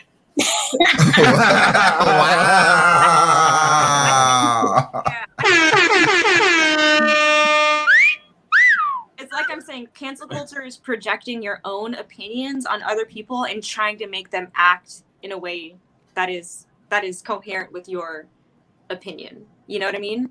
So the whole LGBT, they need to be canceled then. I think that what you're saying? No, that's absolutely. But that's what they do though. Not what I'm saying. And if you don't agree with them, then they make a big fuss and you can't cancel LGBTQ people. You really literally. Why? No, I mean like they're just the following out there is so big and they control so much entertainment and media. Like I don't think you understand the repercussions. Oh no, I understand. I'm starting to really understand. This year I understood because I'm canceling Netflix. Netflix got canceled in my house, and so did Amazon Prime. All of that. I'm strictly YouTube movies now. Why? What happened? I understand. Be limited to on Amazon. I love Amazon. What happened? Sam, you are right. They have some reach. John called Netflix. Those would be the people in the naturally in high school. Those would be the people in the arts and all those actual classes. Yeah, so naturally they would actually progress into the real world and run all of that shit. Exactly. Mm-hmm. They have so much power in the things that we try to be in. You know what I mean? Mm-hmm. I'm not, it's kind of almost. Or the things that actually control the narrative. Exactly. Like they're like a step below white people. They're still up there with controlling the narrative, but they're still. No, they're up there. Yeah. You know, they are way up there. They're still marginalized by white people. You know what I'm saying? But like, yeah, they're up there as far as controlling the narrative. I'm not saying like, I'm saying like, realistically, like you cannot, you could talk amongst your friends, you could talk amongst your groups of people. You might even have like a full community dedicated to canceling LGBTQ community. But at the end of the day, they control so much of the media and entertainment industry that it's not going to get you anywhere. Like, And so I was just trying to figure out, how are they marginalized then? oh, because they are the way that they are. It sets them apart. It's different. So like, Yes, what does the way they marginalized choose. mean? Somebody tell me what do marginalized mean? oh, marginalized God. means like separated from like the main group of people. And so Not are they able to, separated? not They able in to. all the shows, they on every show. They in every. If you don't have them, Yeah, you have to put them. Yeah, I mean they set themselves apart intentionally. Like I don't know how to explain that further, but like But let me help you out, Sam. Okay, I'm from San Francisco, California. Oh So my God. I know what gay people You want. sure do. So I want you to understand that most of the country does not have the freedom that the people in San Francisco have. So there are some aspects of life that they are still having hidden. Interesting. I think none of us are saying that, like when it goes back to the people buying the painting if somebody committed a violent crime, I feel like again it's just such a personal decision. Like I think you're just saying, okay, actions have consequences and I'm not going to support this person's actions. Like you don't have to cancel them and say like I hate them. And canceling isn't necessarily hating someone. I hope not. Maybe I'm getting the definition wrong, but you're not saying I hate them and I hope they don't have an okay life, but you're saying I'm not going to support you because you made a decision to do that. I think everyone's different. I don't want to put anyone's business out there. I was about to, but I know somebody that had an abusive husband, and now they're in their lives, and not like in their lives as their husband again, but they're cordial and they raise their kids together, and they were very, very, very abusive. And she doesn't support him or give him money or any of that stuff financially and his livelihood, but she's able to, like Danielle said, with the guy who's a murderer, you're able to be cordial and to be around them, and you're not saying that, oh, because you did this, I can't associate with you and I hate you. So I think the definitions are all playing the part of kind of what we're all talking about, you know? Okay. We're gonna go back to the response video because you guys went on a tangent. I mean that was fun, thanks. But back to the video, all right? If you can mute your mics real quick, please. Fair use. Some of these projects, like think of like a Harvey Weinstein movie, right? He did terrible things. I wouldn't want to support Harvey Weinstein. But most of his victims are people that were in his movies. By not supporting a Harvey Weinstein movie, you're also not supporting his victims. So it's kind of like you're in a weird spot, right? But you can't bring down the kingpin without bringing down the organization that he built. So he's said something very interesting to me about like the whole cutting off the arm and to fix a cut. And I feel like the exact opposite, because when you talk about how like, oh, if you're canceling people, blah, blah, blah, and they have good inventions, it's like, there's so many smart people that aren't toxic. And it's like when you cancel someone that is toxic, it's sending the message to other toxic people, you cannot get away with this. Here's how I think of it. Like, I have the right to stop this. And if other people want to do that also, and we bond together, like the power's in our hands. And I feel like for me, I'm doing my part by choosing not to like mess with that person anymore. Yeah, I was gonna ask you a question though. Do you feel like you should be the one making the decision, or do you feel like YouTube or Spotify should make the decision for you and take down people who they feel like offended a certain segment of the population? I think it's two separate things. Like, I think I should have the power to make that decision. Of course, that's a very personal thing for me. But so their music should continue to be sold and available. I personally don't think so. Just don't listen to it. Don't buy it. You yourself, absolutely, every individual has the right to say, hey, I don't like this. And you can even tweet about it and say no. But then to start a boycott, that's why I don't do boycotts. People have different morals. Like, I personally have the right. I withhold the right. I think all of us do to not go and support these people we don't believe in. I would never tell you, wait, I'm going to go see XYZ movie and you have to too. If you say no, you have that right. What cancel culture does is saying, I'm not going to see this person because I don't like this person and nobody else should either. And that's why I hate it.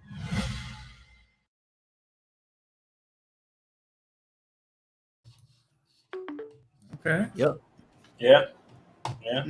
Does anyone disagree? E Black? I see you over there staring.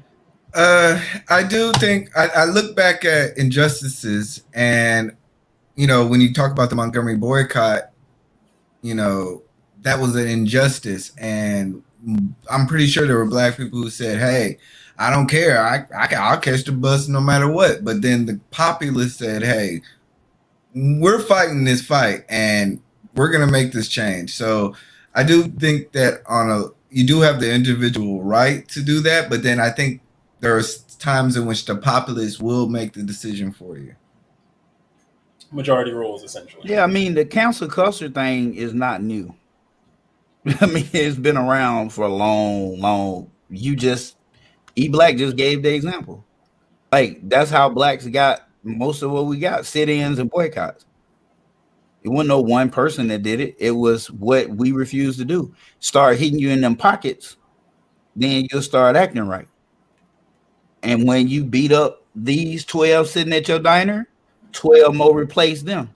Then 12 more replace them. And 12 more replace them. And eventually all day you didn't make no money. You didn't make $1. And I'm pretty sure there are people who are saying, "Hey, just don't eat in the diner. Just don't catch those buses. I don't care." But you're forcing a moral compass on your community. So it's a tough thing, but I think the righteousness is always gonna ride over anything. I think I'll be more for cancel culture if they actually cancel everybody who said anything ignorant. I love Danielle. Danielle is cold. She is cold.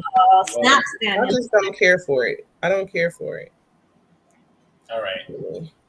We're going to move on to the next question of the night.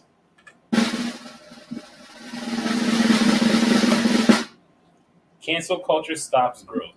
Agree or disagree? Cancel culture stops growth. Agree or Maddie? Go. I'm gonna say I don't think so, because I don't know. I feel like anywhere there's disruption or chaos can potentially be growth. So I think that it just kind of depends on what you're canceling and what's going on. I'm gonna say, for a surface level quick answer, no. No. Okay, so you disagree? I disagree. All right. Chris? Oh, sorry, was that me? Yeah, you're good now. Okay.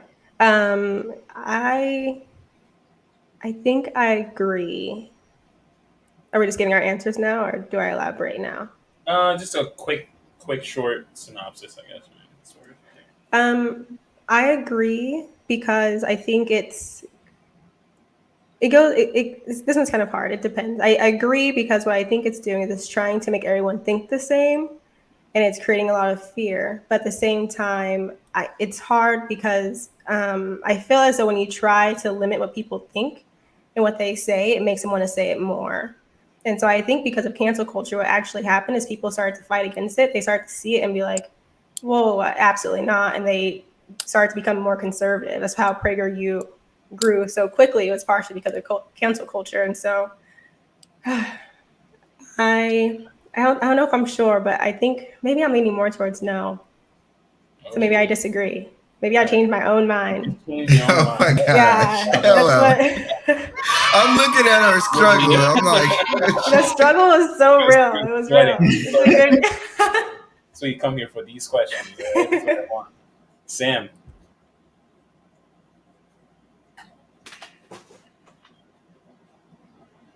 Still muted. Sorry. Yeah, I know. I'm using my. Just don't worry about it.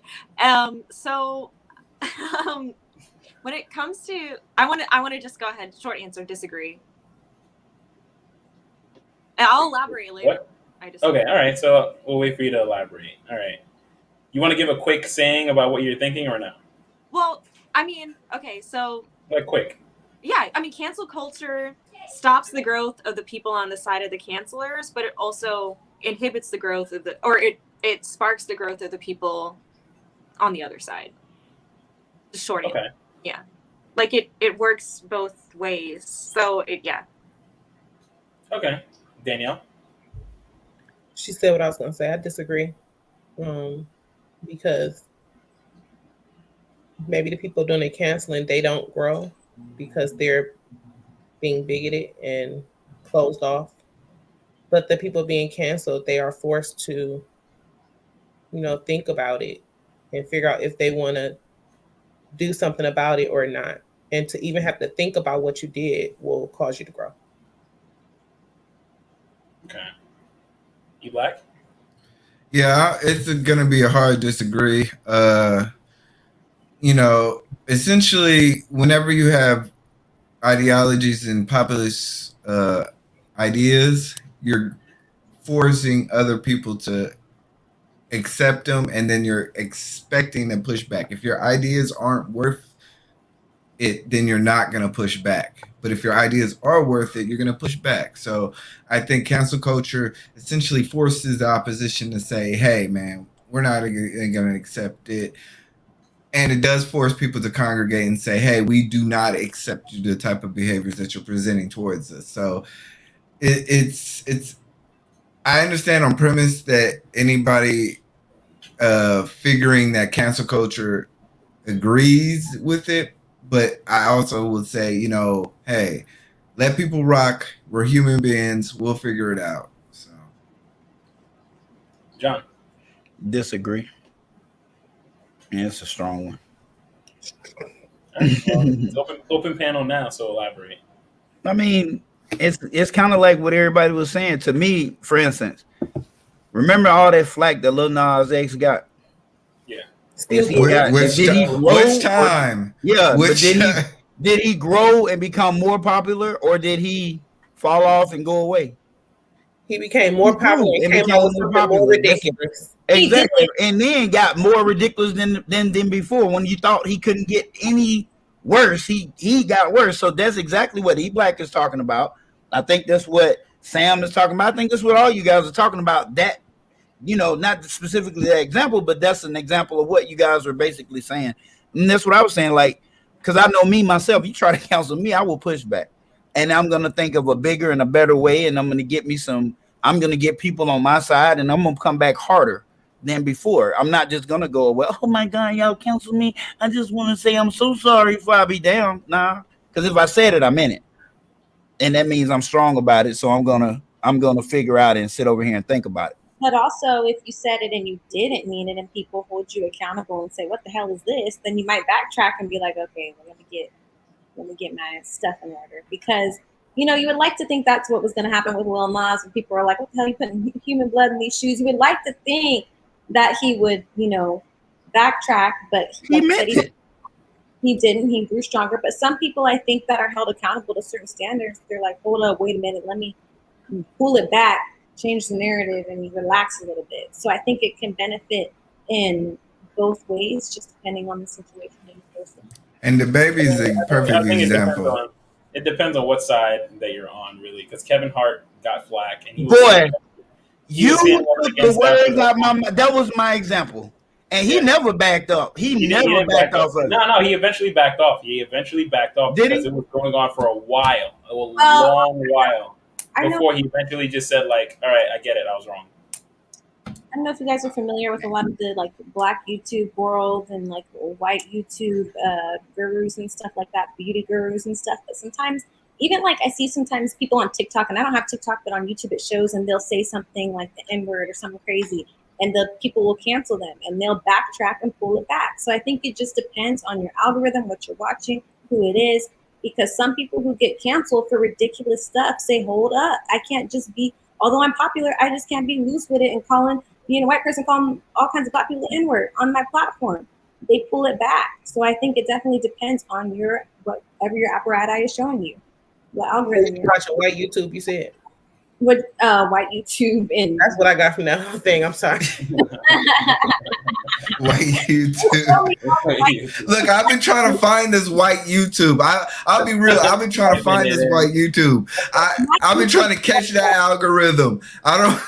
Look, Jeffree Star got canceled for some craziness, and I forgot he existed, and they popped up on my algorithm. I don't know, but I see people cancel all So the time. here's also another question that I wanted to throw on there. So since it is a culture, us as adults, obviously we understand like, okay, this is not some way I want to move. But now in schools, if they are teaching kids to be a little bit more politically correct so that they don't offend cancel culture, is that hindering the future generations? Yeah. So I think my No. child pushed back No. because it was some gay woman at his little daycare, right? So the little girl was like, "My dad dropped me off," and my son was like, "Who? That wasn't a dad. That was your mom. That was a girl." Like the girl's trying to call the masculine partner a dad. Man, see, this is shit that just. So, but my son was straight, just like, no, that was a girl. That was not a dad. Dads are guys. I have a dad. That was not a man. And so, like, when I came to pick him up, the daycare teacher was telling me, like, well, because this one kid did this. And so she told me, I said, well, that is good for that kid and that mom. She said, so it was your kid. I said, that's right. He's not about to be up here confusing these little kids. My kid, no, a dad and a mom. Because no, ma'am. And this is the problem that I have. And it's a big problem. And nobody seems to think it's a problem. I'm just evil for having a problem. But Cancel John. That's a problem. That is a huge problem. When you are making my child confused. Like you confusing my child because of what you got going on in the bedroom, which should not have anything to do with my family, but it does. That's a problem. That's a huge problem. I mean, it's a big problem. Well, just teach your kids to be outspoken like mine. Oh, they are. That 18-year-old and the 13-year-old, he ain't trying to hear none of that. Like they now one of them politically correct at all. They keep the whole class in line. but the point is that the cancel culture that's being put on everybody is naturally giving the right for resistance. So I just think that cancel culture doesn't really stop. It just it gathers everybody better together in terms of their philosophy. And they can learn from it. So I don't think it stops any growth. I just think it just makes us more or less again better. Going back to it though. I'm just sad that I'm out of the loop on who canceled John. Who the freak is this? Who is this person?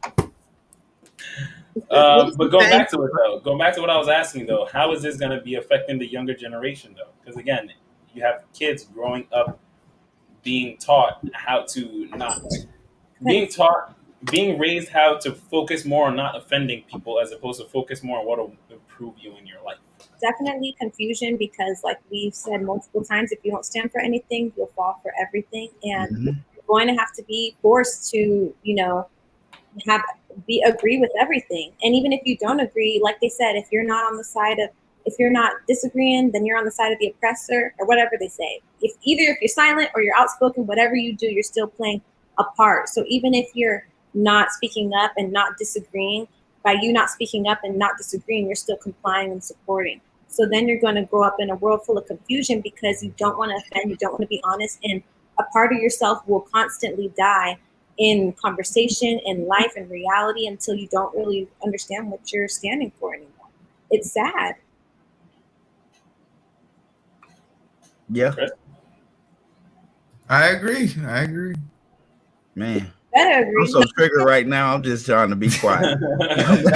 I'm just trying to be quiet and relax. Speak stuff. Speak your mind.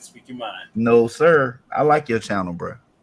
I It don't ran care its if they course. cancel It ran Black its course. Wall Street. I don't care. I promise you, I don't care. You ain't stopping $1 from me, boo boo. I'm not Boo boo. monetized. I do not get my money from there. All right. Second and last question of the night.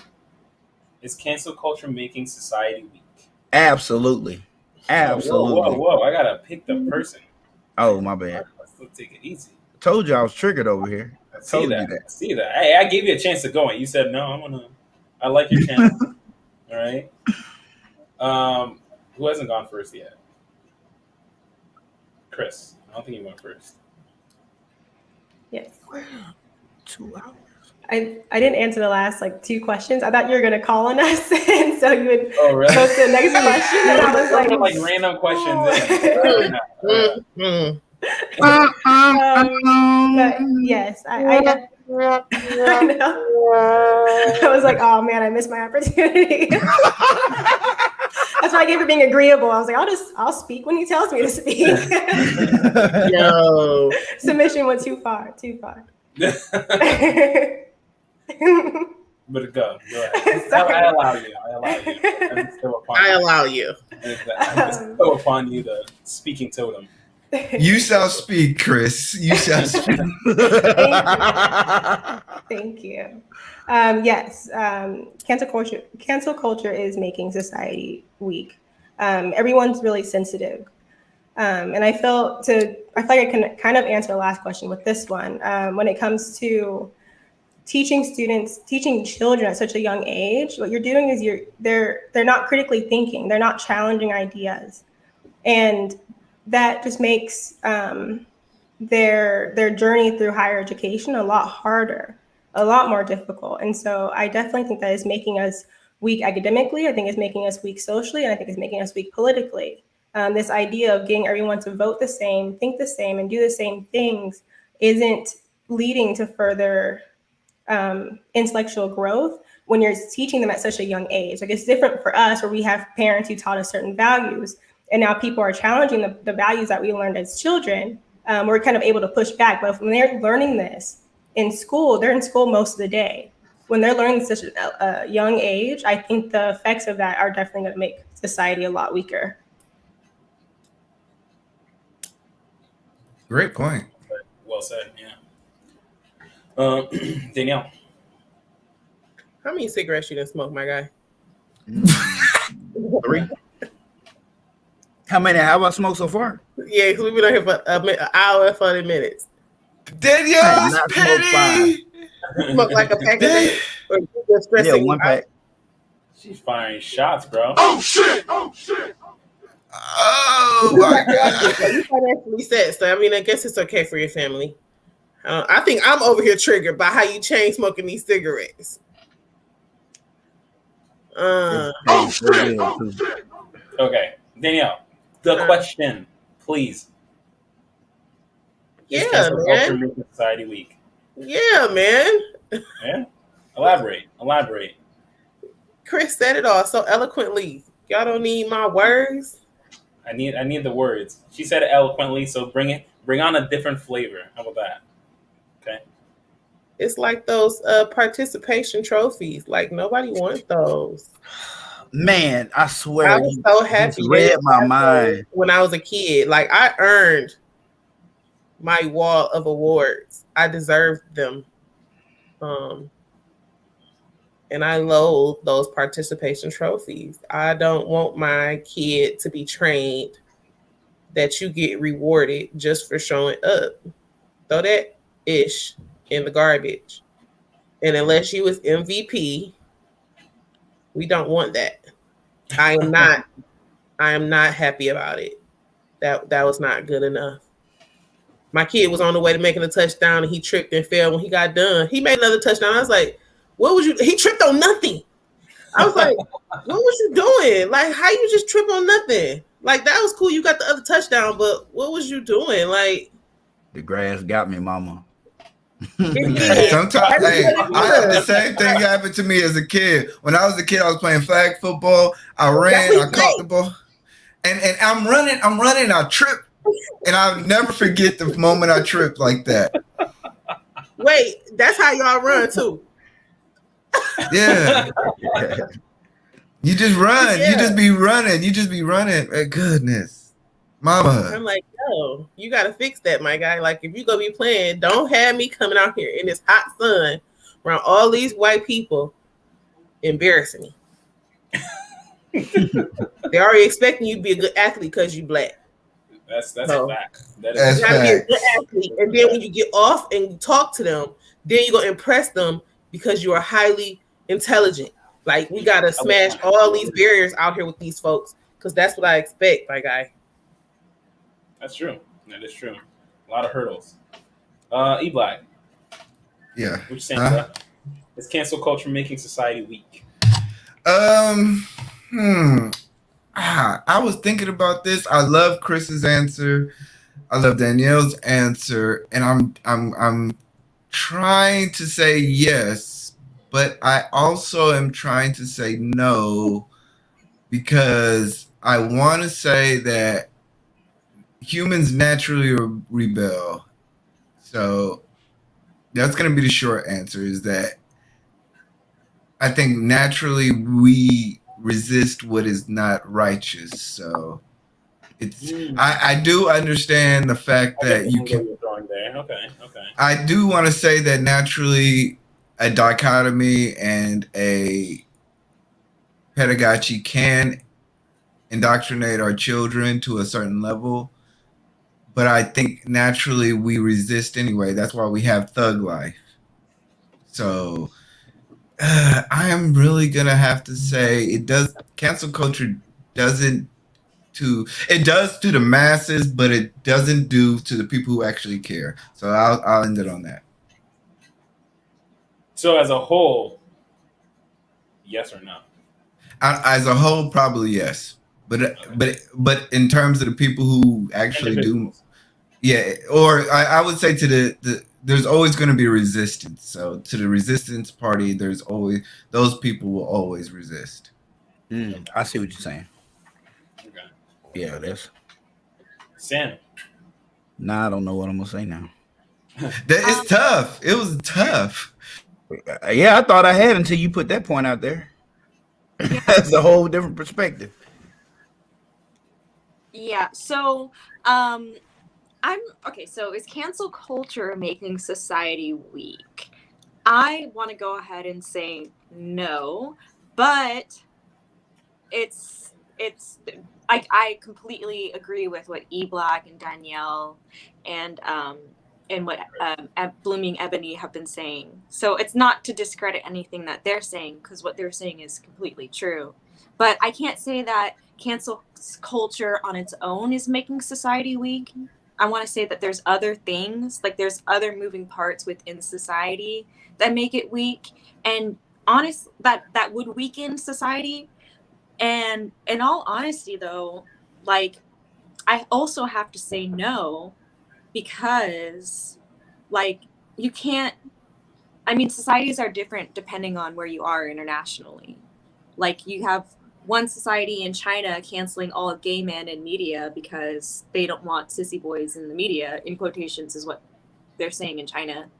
But here, like, gay people kind of, like, are all in America. They're all over the place. You know what I'm saying? They run everything. Yeah, exactly. So I can't say that cancel culture is making society weak. I want to say that capitalism is making society weak. Whoa! Don't. Whoa! What's she say? What's she say? Making society? Oh. Capitalism is what's making society weak. It's fucking up my life, like, but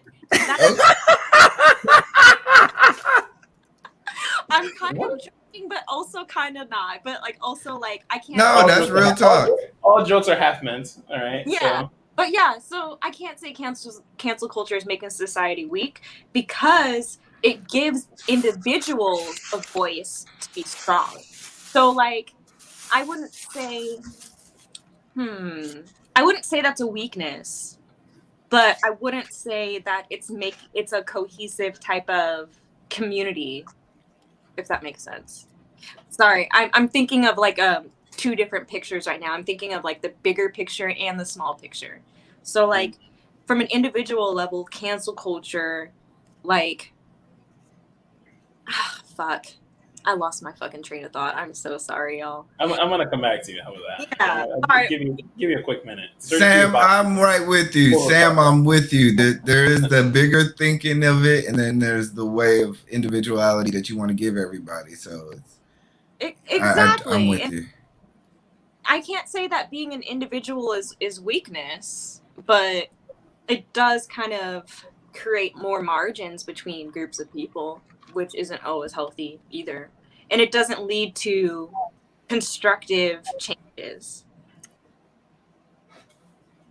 Okay. I'm done.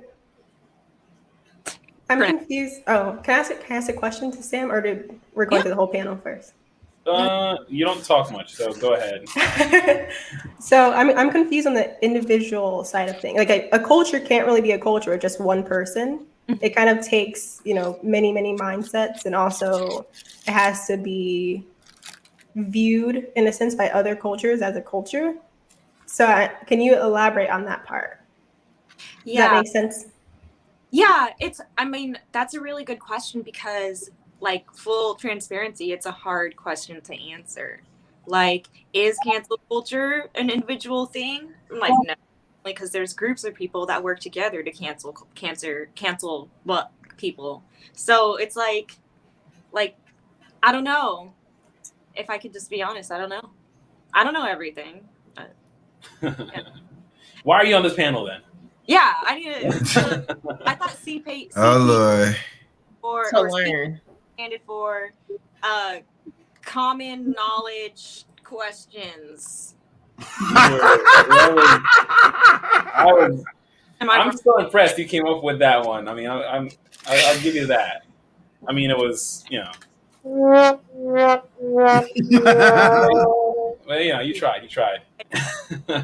Well, I said, hold on. I said individuality. I would say essentially, like for instance, Danielle's Muslim. I'm pretty sure there are outliers in her community that want to push the boundaries of her culture. So I think that's essentially what we're kind of speaking to. That aspect is that there is a natural resistance of accepted behavior within a culture. What? At what? Oh, sorry. Go ahead. At what point is it too late though? Like when you guys are saying this, I can't help but go to like really bad events that have happened in mid to early 1900s in Germany. I'm not going to say the event. I feel like that would get us canceled. But what happened there was some people got offended because a certain group of people were doing really, really well, and they infiltrated the media to make certain groups believe that these people were bad. And the resistance didn't really happen soon enough. Millions of people died. And so my question is that I understand what you're saying, but is there a certain point where resistance can come in a bit too late? And then at that point, can we still make the claim that it's still weakening society? And that was a very vague example because I don't want to say certain terms, but does that make sense? My question makes sense at all? Yeah. I totally understand your questioning. Yeah, I do think that a generation can go by and it not be as strong as the last.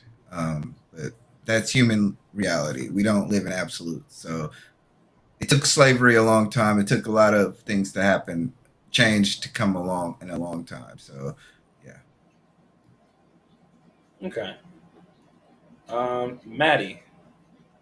All right. I don't know how to follow all that up, but that was a lot. I agree with a lot of things that were said. There are a lot of moving pieces, I know, but retract it back. Think. Originally, I was going to say it's yes and no, but it's between personal outrage and consumer outrage. I think, yes, it makes you stronger. That if you stand for something and say, I'm not going to partake in this. But it makes you even more stronger when you can be cordial and maybe accepting, for lack of better words, of other people who do, hey, Sam's mom, who do, who do go along with that. So I think, yeah, on an individual level, like if you don't want to partake in certain things, yeah, stand for something that makes you a strong human being. That's what develops you.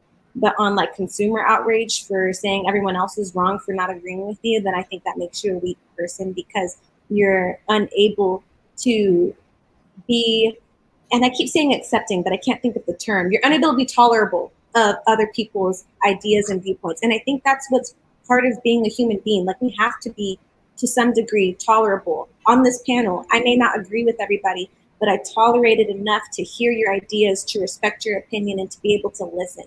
And when you're not able to do that, then it makes you weaker. But yes, stand for something. No, don't judge other people for not believing what you believe.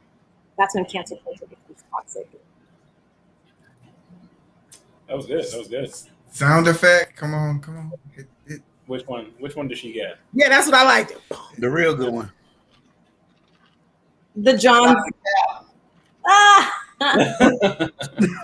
Not John too. Damn, Clement, you just recorded all John's voice. What? How dare you? How dare you? All right, fine. You get. Okay. John, finish it up. Yeah. Is cancel culture making society weak? And then we'll open it up to the panel. Yes. There's a lot. You said a lot. Really. Please What? say no more. Nah, yeah, because there's a lot of moving. There's other moving parts that come along with the culture, bro. So it's like the whole idea about participation trophies, the whole idea about total acceptance. Everybody's not built for everything. Like next year, be saying the whole thing we talked about in another show about fat shaming. Oh, this person should just love to be the way you are. You should next year be canceling football players. We're gonna cancel football players with muscles. If this fat kid wants to go out there and play, then why should we not allow it? We should just allow it. It should just happen. They have feelings. They have this and these have rights. So if you're gonna let this make the team, then why should I go to the gym and why should I run? Why should I do all these things? Because then you're gonna be saying that this person also has a right for playing time. Coaches are gonna quit, and it changes the whole mindset of the entire society. I know this sounds. At one point, you say it sounds far-fetched. I never thought I'd see a man running against a woman in a track meet thinking it was all right. But you see that now. So nothing, when you got that mindset, is far-fetched. Nothing. I am screaming. I finally looked up the definition of cancel culture, though, and it says, what does it say? Mass withdrawal of support from public figures or people who have done things. Yeah, okay, I guess I had the definition a little wrong. Mass withdrawal of support. That kind of is involving everybody. That kind of is like, if you're not with it, I can't get down with you. I feel like that's more what cancel culture is. Like, if you're not with it. I was trying to find this video earlier of this king. His name was Carson King. And he actually wrote like a funny little thing at like a football game where it was like, he said that the beer, like Bushkill or something like that. It's like, Bushkill, please refill my beer. Help me out with that. And he put his Venmo account.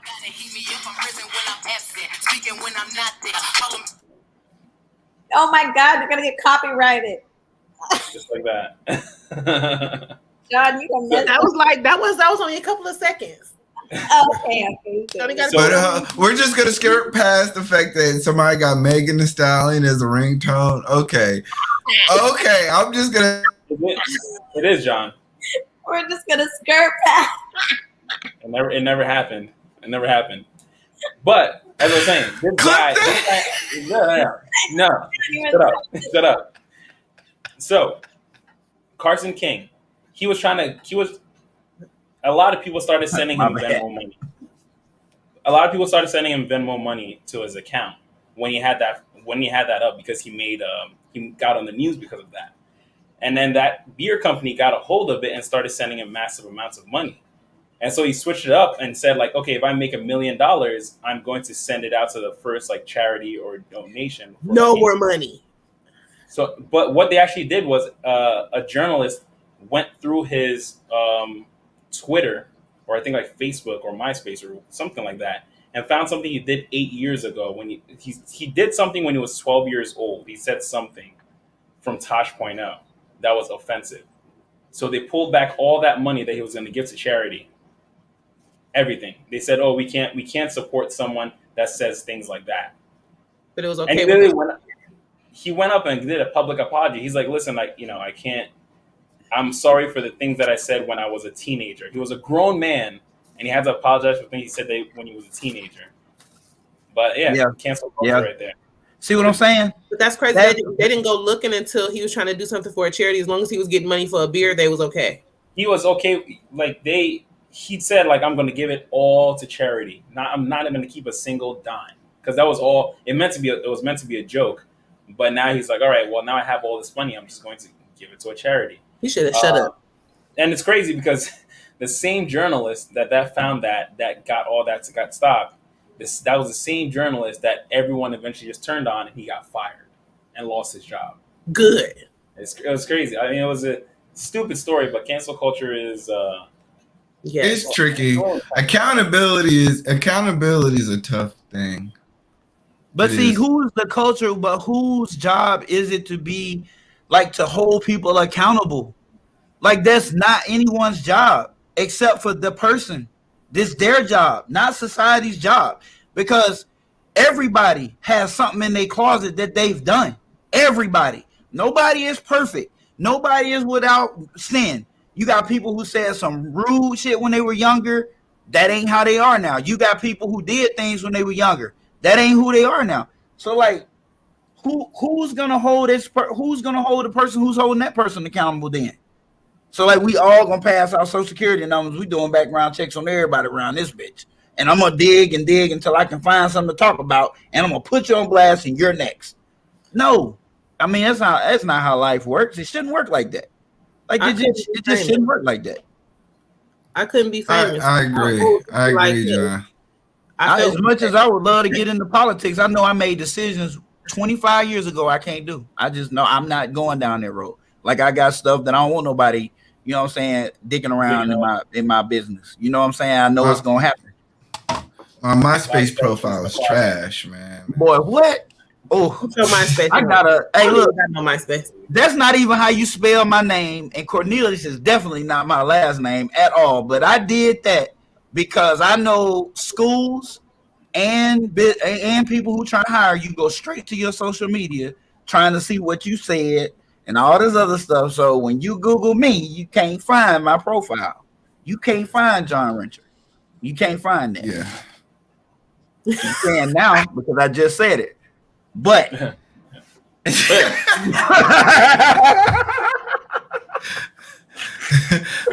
but it may be loosely not all your business. Now that you said, like, hey, by the way, this is where I'm hiding this whole time. It won't be You're good, bro. Because I just don't like that. Worry. Like, what I say and what I do They're in my not gonna private find you life now. is none of your business. Like, when I took a class on HR, you cannot ask a woman or man if they're married.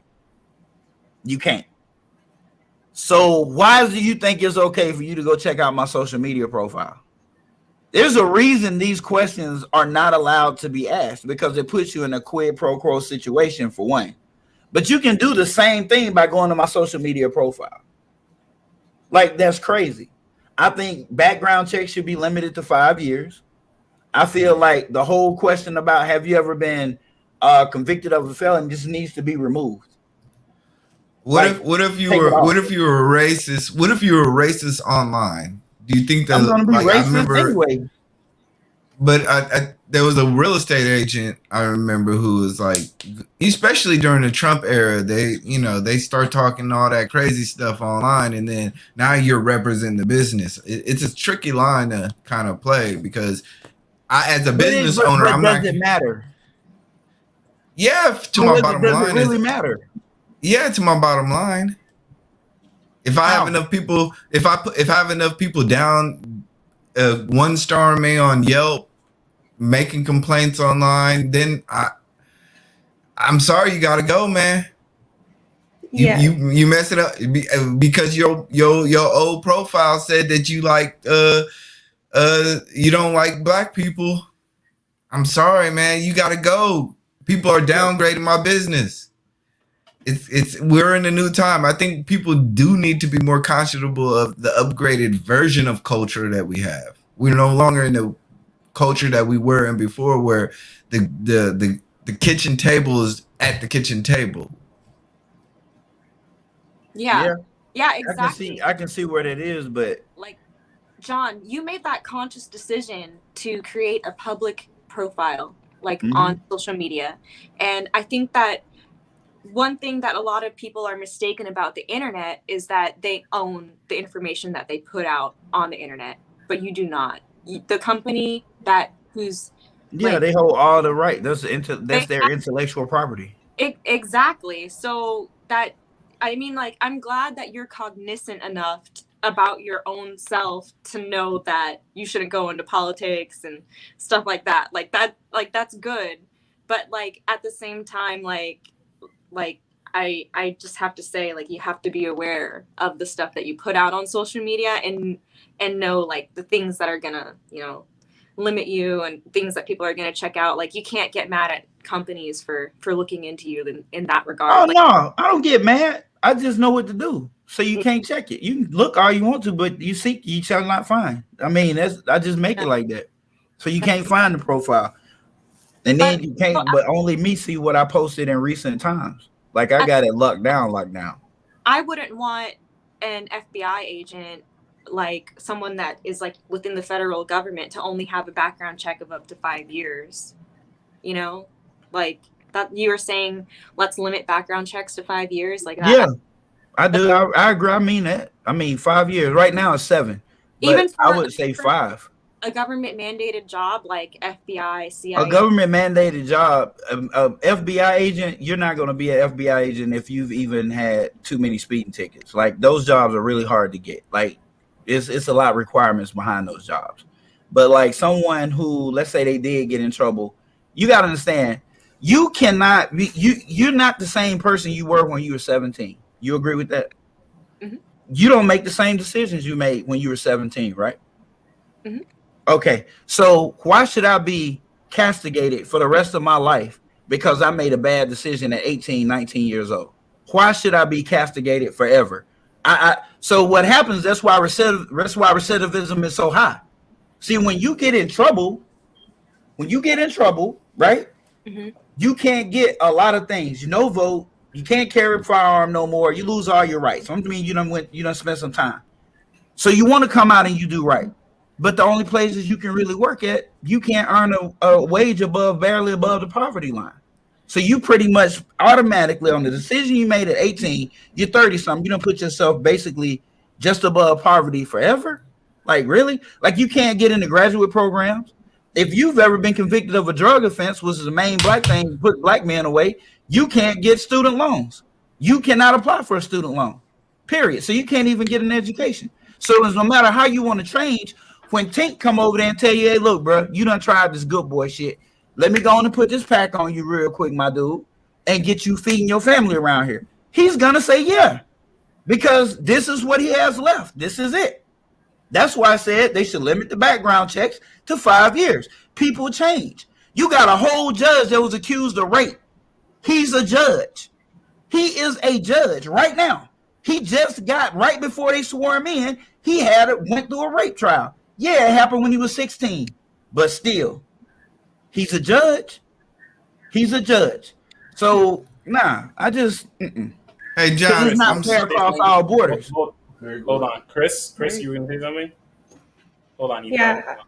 I was going to add as well, not everything you believe affects other people in their rights. So I feel like I really struggle with the political one, especially because, for example, like at work, no one at my job knows that I'm conservative, because I would probably get fired. Like someone will say that I'm creating a hostile environment because they're all probably more liberal than I am. And it's like, what sucks about it is it makes sense if let's say this racist boss is doing racist things and they're trying to prove that he is, and they go to his Facebook and they're saying, oh yeah, here's maybe some evidence that he's doing this. But what's going on now is that they're saying, you can't even think this and you can't even say it, or we're going to attack you and your beliefs and the things that you say. I understand that there are consequences to your actions. However, this is going to a point where people are literally being silenced and censored because of what they believe, because of what they think, and what they're saying on something that kind of is a more personal platform. Like, you're not using it for business reasons. And so I can understand what John is saying. And I mean, it's even worse than it's even worse than that. I'm glad you brought that point up. I worked the last time I had a part-time job. Me and Madison, you know about that. I was a security guard, right? I was working. I was gonna go and take the Facebook site, but because the hotel site wasn't open just yet, because we had just got a guard fired from out there, and I was like, "What did he get fired for?" Because my whole thing is I don't like being around certain people. This dude on a third shift was talking on his phone, laughing, said, "Dude, that's gay. Don't do that." Da da da da da. Somebody overheard him, right? Went and told the dude out there, and they told him that they didn't want that homophobic dude out there no more. He didn't call nobody nothing. He just made a statement on the phone and wasn't even talking to the dude who was eavesdropping on his phone conversation that he was having in the guard shack. I say, absolutely, I'm not going out there. I'm not hard pressed for nothing. You just waiting when the school open up or something like that, I'll go work there. I don't want to go out there at the Facebook site. But it's like that at the Facebook site. It's like that at the Amazon places. Those two places right there, I know for a fact, they are liberal as hell. You can't say nothing. You better not think too much. Your best bet is to probably just work, go home, or something, or just work and go home. That's it. But if you show up out there with some lipstick on and some fingernail polish, won't nothing be said. But that's the society we live in. Hey, John, hey, I'm sorry, CK. No, John, what do you think about you mentioned something about you shouldn't be punished for something that you do as a young child, right? Yeah. What about Marky Mark in his situation where he beat up a guy, called him all type of racial slurs? Mm-hmm. I mean, come on, man. I don't want you running for office. I'm barely tolerating your movies.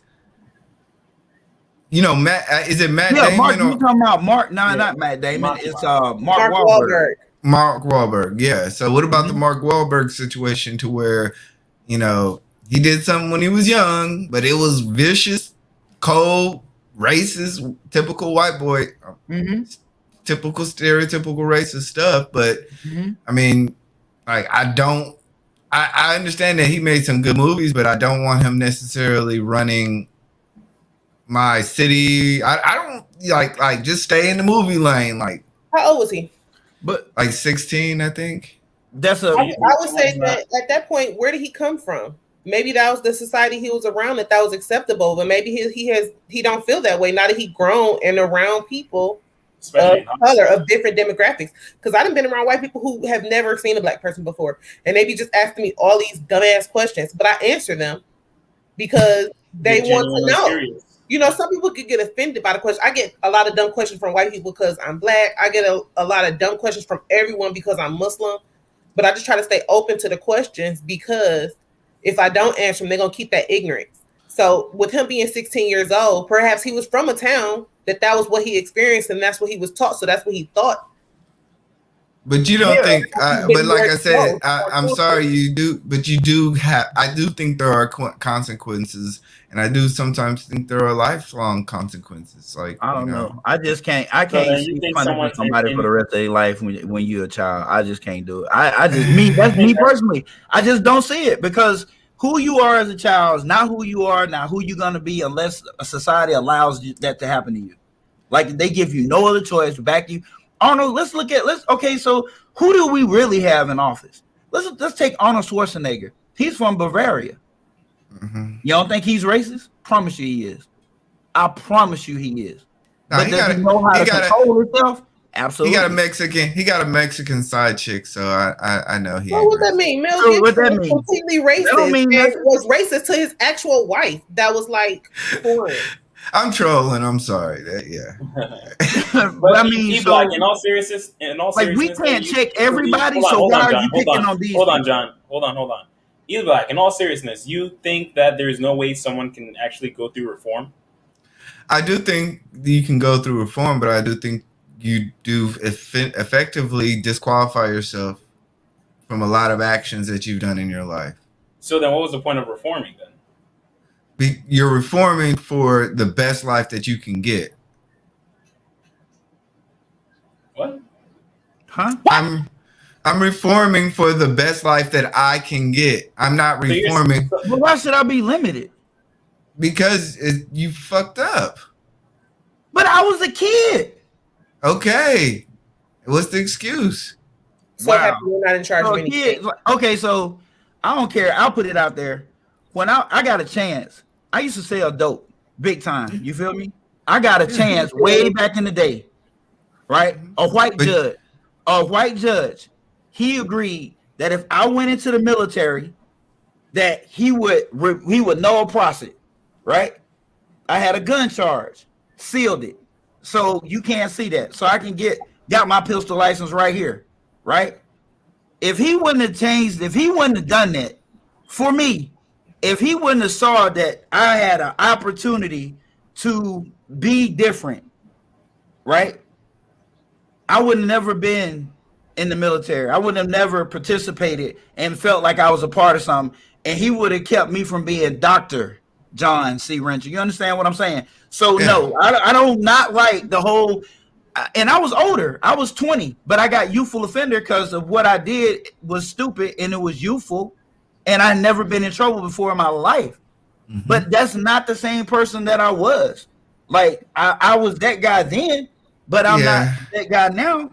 I have a hard time hearing this come from your mouth, John, because we just had a conversation about younger women in certain situations and victim blaming, and you were saying that that when you're younger, it doesn't necessarily matter. You still put yourself in a situation, et cetera, et cetera. And I won't go deeper into the conversation, but you were singing a different tune about people. Bro, I'm talking about when you get kidnapped. That's a whole nother different. That's a whole. That's a whole. What kind of conversation y'all having? Yeah, I'm talking about like people being kidnapped and stuff like that. Yeah, if you go over here, just like when I was selling dope. If I go over here, hold on, John. Let her go.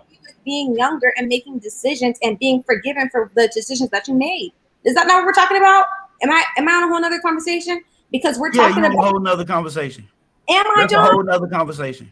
Everyone is shaking their head no, and you like to disagree with me. I'm just saying the other day you were humming another tune about being younger and putting yourself in certain situations and making decisions, and now you're saying you should be forgiven when you're younger for making decisions. So I'm not too sure. We talk every day. I'm just saying that if you get, so you mean to tell me that's the same thing is if you get kidnapped today, that's your punishment. That's over with. But am I supposed to not forgive you later on down the road? Because you used Tyra Banks as an example, and I went off about Tyra Banks because Tyra Banks was trying to bring up the fact that this young girl was a prostitute back in the day. That's what you're talking about? No, I'm not talking about. What are you talking about then? About the whole being younger and making decisions and being forgiven for those decisions that you made. That's what I'm talking about. What we was talking about, man. We was talking about human trafficking. That's what we was talking about, man. We weren't talking about no younger making decisions. I'm not trying to get into topic. I'm just giving a surface level version of the conversation, saying that what you were saying. But you need to give the whole context of the conversation, not cherry pick parts. John, you're just getting mad and you're not listening. You really are. Because I think everyone is agreeing that we talked about when you're younger. But I don't care what they agree about because they don't know the conversation. And I'm telling you, you're cherry picking parts. You're saying because anybody that knows me know I don't never, ever go back on nothing nobody did in their past. That's why I've always been willing to help heroin addicts, prostitutes, and anybody else who needed help because I don't judge nobody. I know I got a spotty past. I want some of that candy. You said what? I want some of her candy. I'm dead. I want some too because it looks scrumptious right now. It's green. It's a green bean. I thought that was some green licorice. I don't want that. But at any rate, now you should not consider nobody. You shouldn't be just blaming somebody for their past. That's their past. Let it go. Like that's their past. That's not who they are now. Leave it alone. No, okay, you will have that y'all was talking about victim shaming. Yeah. victim shaming, you doing it at the point of the person doing it, not later on. It was a deeper conversation. We were actually talking about human trafficking, and we were talking about how, and we were You making put yourself in a badass situation. And John was saying that pretty much the person who got human trafficked put themselves in that situation. And so That's what you and I were actually recently just talking about. Yeah, and it's true. You do. You did. I mean, a lot of times you do put yourself in a bad situation. I told John, because John was talking about younger women, and I said a lot of the times younger women, because he was talking about younger women specifically running away from home and disobeying their parents.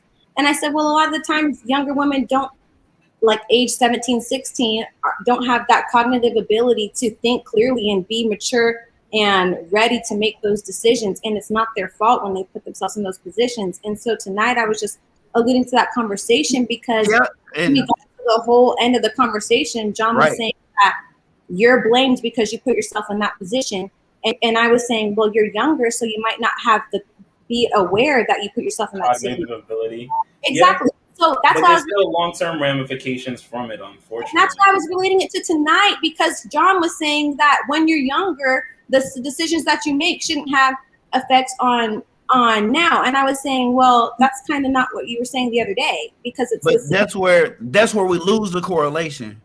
That's what I'm saying. That's where the correlation gets weak, becomes weaker. I don't think the correlation is weak. I think it still relates to people making decisions when they're younger and having outcomes in their future. And you're saying that people that make decisions to be human trafficked should understand that they put themselves in that decision and accept the consequences. Well, if you put your business on social media and do something crazy when you're younger, have that same energy and say, then yeah, I'm going to accept the consequences when I'm older, because I put that out there when I'm younger. I think that I'm just shocked by your change of position, because I feel like it's not a change of position. I still maintain that same position. I can't. When I say something, I mean what I say, because I think it out before I say it. I think it's like still that. different, because a person that's being trafficked, their punishment is at the immediate. moment. It's right then. But we're talking about somebody road. going way far away from something that they did and then bringing it back. No, it's That's not. where It's not correlation because a person being human trafficked can still get a prostitution charge. They can still get a drug charge. They can still get. I know about all that. Yeah, so they can still get hit. It's not just the immediate. So we're still talking about younger people doing things in the younger days. Luckily, John, like I appreciate your story. Like I really mess with your story. Like that's a rags to riches thing. Not a lot of people get that though. Let's be honest. Not a lot of people get that grace. Because everybody who's in a position to judge loves to judge. But then if you really open up that door, do they want their business out there? Do you really want to go through a real background check where they go interview people? Not this baby background check where just shit in the computer they looking for. Nah, this is where agents who are trained to extrapolate information. Unmute, Chris. They come out and they talk to people. Well, what kind of person was he? What kind of person was this person? A lot of people making these decisions that are life changing for this individual over here would just resign. It would be so bad. 14 years ago, we had a damn thing up here at Redstone Arsenal. 30% of people in GS-15 positions had fake fucking degrees. 30%. They fired 197 people from right up here at Redstone Arsenal. People getting paid $300,000 and $400,000 a year. Fake degrees. The degrees wasn't even real, like at all. Like none of it. It was a big thing on CNN. Hold up. Let Chris all go. the people was white. Yep, all of them. Not one black person in the bunch. Every one of them was white. Chris, go. So I guess the difference is when you guys are talking about human trafficking, are you saying that they got those consequences because of their actions, basically? But what you're talking about now is other people policing other people's actions and trying to judge them on those actions and control their future moving forward. Is that what the difference is? Not control, but there are not control, but there are consequences. Limit. No consequences. The limits come with consequences. Consequences could be limiting as well. Yeah. Yes. But you preventing the person. If somebody's got human traffic, right? One or two things are gonna happen. They're gonna end up dead and never found again, or they're gonna be locked off somewhere and never found again. But if the person comes out of it, they have trauma. Okay, so now that's kind of a correlation. If they come out of it, how many come out of it? I don't know. That's not my area of specialty, right? But when you sit back, if you know right from wrong, why would you just run off and think you can live on your own and you a whole 16 years old? Because you don't have to. Because you don't know no better. Fully developed. You've made decisions that we just had such a long conversation about this other day that cannot be summed up in 5 minutes. But we already talked about the cognitive abilities of someone whose brain isn't fully developed at the age of 16. But she don't know that she can't make it without money. That I'm sorry, a 5 or 6 year old know that they. Maybe she wasn't thinking about the money. Well, in that same scenario, like women are much more emotional, so they're gonna. Yeah, well, yeah, got mad, left, and then think it all the way through. Very impulsive. Yeah. I ran away twice from home. I ran away twice from home for like 2 hours. So, you know, I hid in the. I said I was running away and hid in the woods. I just wanted some damn attention. I wasn't going. I didn't even leave out the yard. I know I was gonna get a whooping because I scared them. So I didn't want to, you know, like leave and go down the street and make it worse. So I just hid in the woods by the house. Unfortunately, there are still long-term until she called for dinner, and then I came. Right. I think comparison that would maybe be easier is we talk a lot about age and women getting married, and so we talk about like body count and stuff like that. And we say that if a man doesn't want to marry you because your body count is above a certain number, you're a certain age, and you have so many kids with pookies, then like you're judging somebody based on their past instead of who they are today. Like maybe they do have all these children by random men, and maybe they, you know, did have this body count history, but today, you know, they're celibate, their kids are grown. Are you gonna judge them based on the decisions they made when they were in their 20s? Yeah, and I don't do that. Good example, Chris. We talk about that all the time. Yeah, and I'm not with that. Like I don't judge them.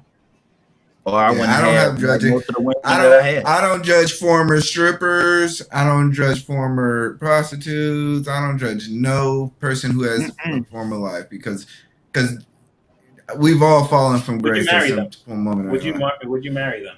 See, being petty, CKQ. No, but that's a real question. Because that's a perfect question. Because are you going to limit their future because of what they did in the past? Are you going to not marry them based on what they did in the past? I think that's perfect. Because that still matters. It still I matters. would say that it's not that he wants to limit her future, but he shouldn't have to limit his future because that will also be limiting his future, taking on some other man's baggage. Some of that woman's baggage would limit him. So it's not even about her. When the men make those decisions, they're looking at that woman and her decision, and they're saying, "Is this what's best for me?" It's not even like it's not really a judgment of her. This is Let's be honest. A girl who's been through a whole lot more can probably get you better to a bag than a girl ain't been through nothing. So that's kind of figurative too.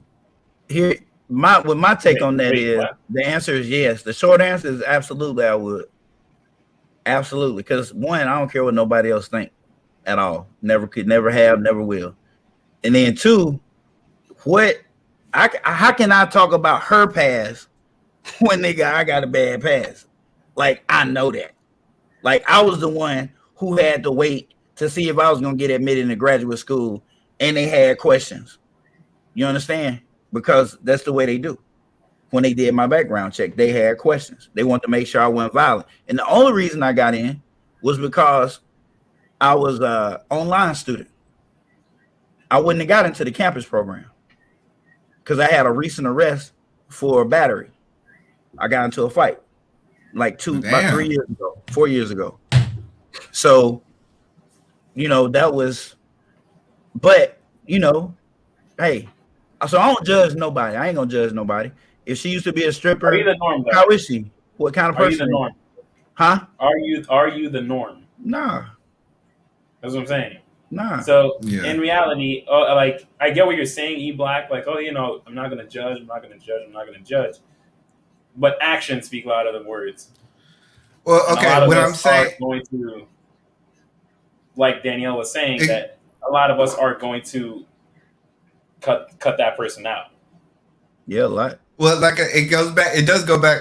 I never said that I'm accepting. There are consequences. So the consequences is that I am going to make a cognitive decision based on your past. So, you know. And I'm willing to look at your past and see if I can handle it. It's not that I'm not saying like I'm better than you, and I'm not saying that you don't deserve this. Like it was like a girl I was talking. I think it was Clement. I was telling this to. She had 5 kids. I ain't have no kids at this time in my life. You feel me? So 5, like she ain't never seen me after that day. Like all these years, she never heard from me again. I mean, it scared me. I'm like 5 babies out your body. It came out your body. Like ain't none of these adopted or nothing. They came from you. We ain't got room. Like I can't afford that. Like even if I want the rock word, like if you give me a baby, that's too many. Like that's 6, and you already got. That's too much. That So I I think that's like what I was saying. It's not even necessarily that it's a judgment of her; it's a judgment of himself. And like I couldn't do it. Like it just wasn't realistic to take care of that many kids. Because guys, we step in, we're thinking like we gotta take care of everyone. We step in like, okay, here is all my expenses that I have to deal with. There's 1, 2, 3, 4, 5 kids, and none of them are but mine. it's $3,500 that's $3,500 off the rip, and I mean that. And that's not even including houses. You got to figure roughly each child roughly on a living, just not spoiling these kids at all. You figure that is $500 per child per month. Period. That's $100 a year, roughly. And that's like, and you got to pick one sport that you want to participate in that year. Like you ain't playing nothing else. If this what you play, nigga, you got a hell of an off season, because when that sport is over with and you play the last game, your brother got to go. So I don't know what to tell you. Yeah, it's a little crazy. That's before you even get, and then you got to have a house with 6 bedrooms. No, you don't. They don't have to have their own rooms. Or 4. Well, Just 4 of us. We lived out of a 1-bedroom apartment, so I mean, you don't need all that space. Yeah, until DHR come to your house and want to know why you got girls and boys in the same room. No, you wouldn't put boys and girls in the same room. If it's 5 kids, it's probably 3 boys and 2 girls. Then the 3 boys is in one room, something like girls in room. All the sexes don't have to mix. It's only 2 different types of sexes now. No matter what they're trying to say and take the sex off the birth certificate, it's only male and female. Wait. 2 sexes? What? Huh? Yeah, it's only 2 sexes, male and female. That's it. All those others aren't real. But those are all personality disorders. There's actually 86 sexes. Okay. No, I'm just kidding. On to the last question of the night. Okay. Does cancel culture's positive outweigh the negatives that can come with it? What the fuck is positive about it? Thank you. I'm struggling to find the positive. Thank you. Can you tell me some positives? This is a question for you. This is a question for the panel, not for me. You have to tell me some positives before I can understand the question.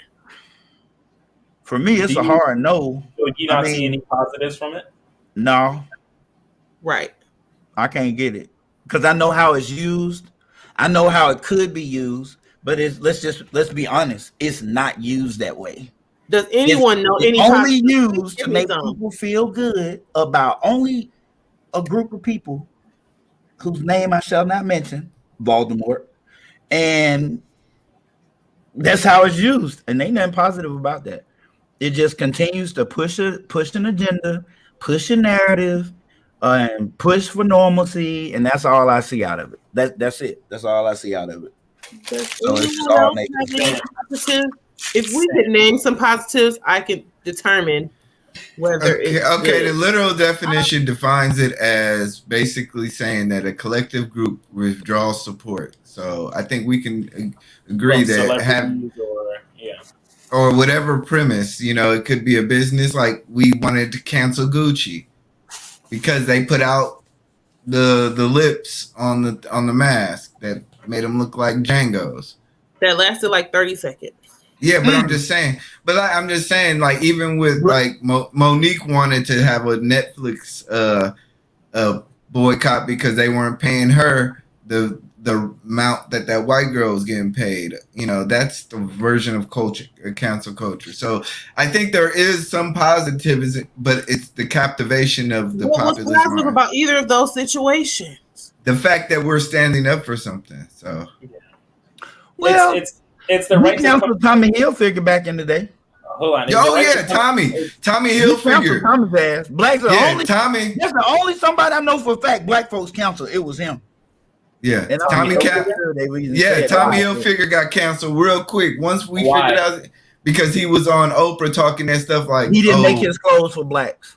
He said it was like I wish the black people didn't wear my clothes. We said bet, Tommy. We won't. We said bet. We gonna show you how many. I'm talking about dope boys canceled them. Everybody canceled them, and you ain't. Because I had me a cold Tommy fit. I had me a nice Tommy fit. Is not it no more. Not it at all. I would never wear it. All right. Enough of Tommy Hilfiger. I had him a nice. I ain't got Tommy Hilfiger socks. Nothing. I throwed away all my Tommy shirts. I had a lot of them too. Sam is going. Sam's talking. Sam. Yeah. All right. Talk. Go Sam. I'm talking. Does cancel culture's positives outweigh the negatives that come with it? I mean, so we're trying to think of positives. The fact that I have to think so hard kind of goes to show. But if I had to say that there were positives, it would be the petty type of in the moment type of positives. Like, you know how DaBaby got lost all that money and all those festivals because he said some fucked up shit, oh yeah, that's great. He's not making as much money. That's great. That's positive for me on a petty level. I don't know. Another positive. Oof. I'm trying to think. That's a good question. That's a good question. This stumped me myself, actually. Say what? Number 6. This question stumped me. I did that right so you can see it. I know. I saw you looking at me. I mean, the positive. Okay, so it's kind of hard because I think from our discussion so far, we realize that cancel culture is perpetuated by individual opinions, and although eventually they reflect the opinion of a whole culture, at the same time, there's people within that same culture that don't think of the same opinion and don't try to force their own narratives down other people's throats.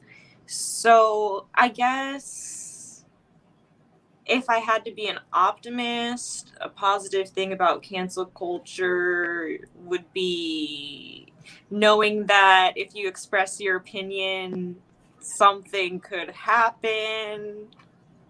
But also some people have shit opinions, so I don't know. Okay. Way to sit on the fence. Yeah, right? That was good. She said right on that fence and wagged her tail just like a cat would. Looking at a canary I don't know. I'm going to get this canary here one day, but I'm not sure when. Not today. Not today, but the canary will ass lucky right now. Yeah. Saying cancel culture is if I had to be blunt about it, it's shit, you know? But, I don't know. I wouldn't expect that. Really? Yeah. I don't enjoy people forcing their opinions down other people's throats and making them think the way that they think just because they think that certain way. Yeah, of course, there's plenty of things that I'm going to disagree with people, throughout my life. But the thing is I'm never going to stop learning all those other opinions. I'm never going to stop myself from hearing what other people have to say.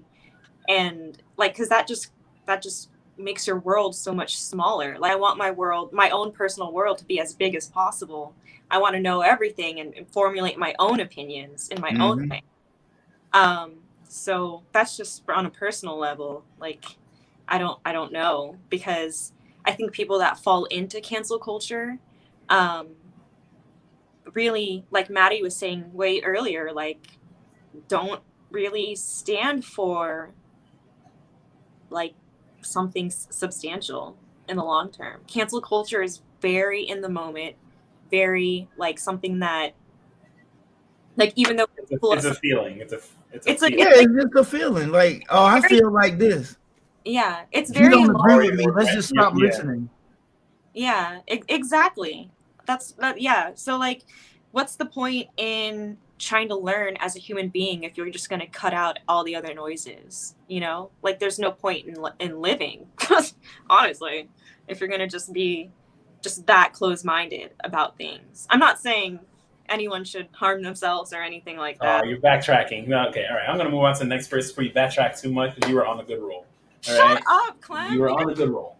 I'm taking the mic away from you. No. Maddie, here's the mic. Talk.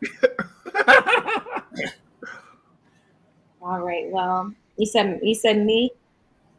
Okay. So I think that if it kept that same energy and actually held people accountable for things that affected everybody, other people.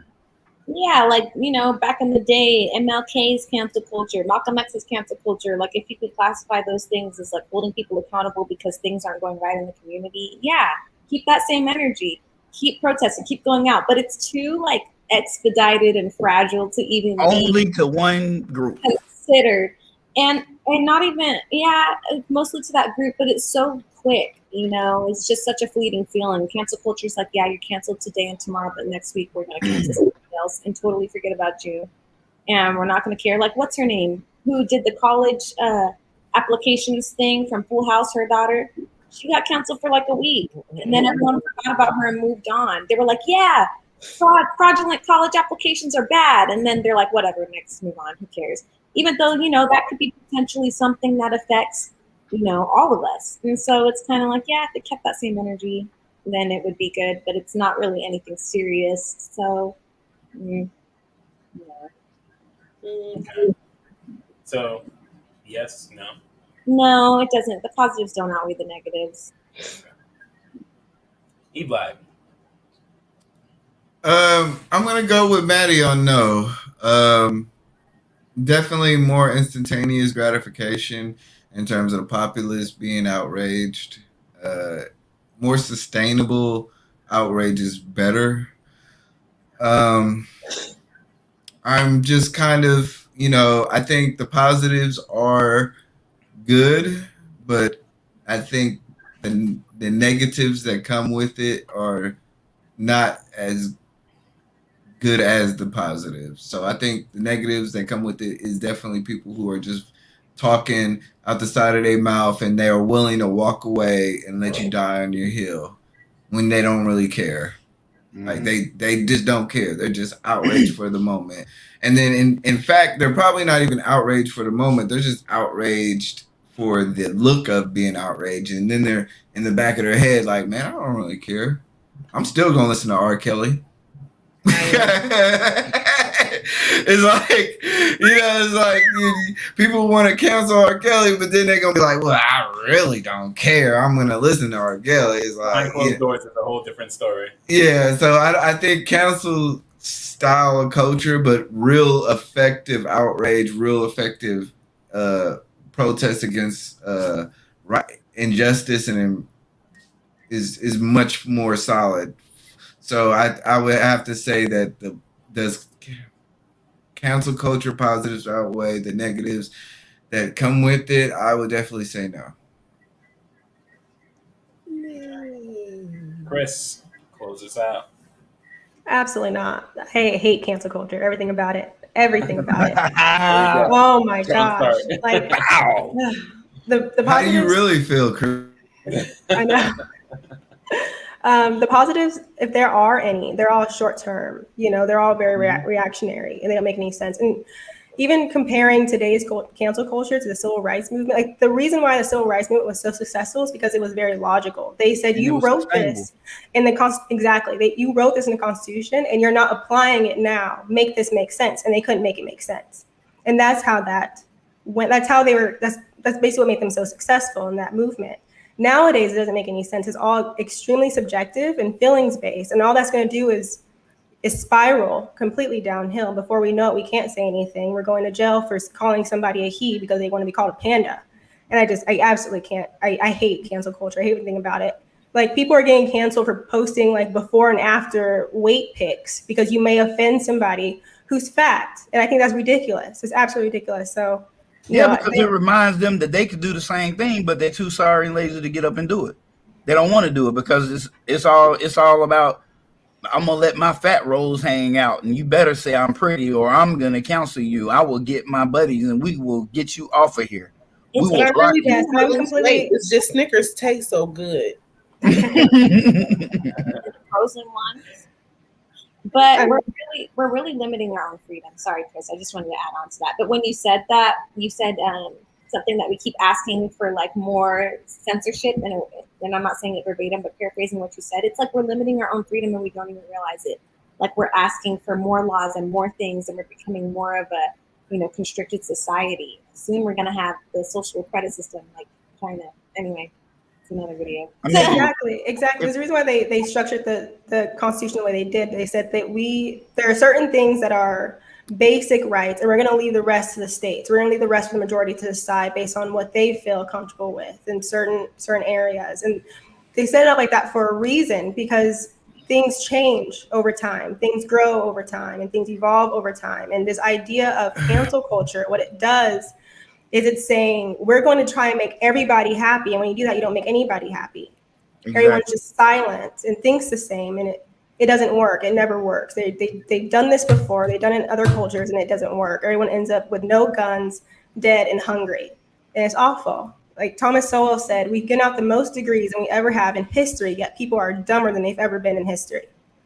Yeah. It's ridiculous. No common sense. I mean, like, I could understand the whole thing with the baby, because I don't think he said anything wrong, because that's how he feels. That's how he feels. He's got a right to that feeling, and ain't nobody got no right to challenge that. That's how he feels. Now, if you call me out my name, that's how you felt. Okay, I'll call you back out your name, and then we're done. It's over with. I don't care about none of that, because deep down inside, no matter what I do to you, guess what never changes? How you feel. You gonna feel it affect my pocket, but I still don't like what you do. Period. Yeah, at all, and it don't change nothing. Now, if he would have said, everybody out there with me, let's ride on all the homos and kill them.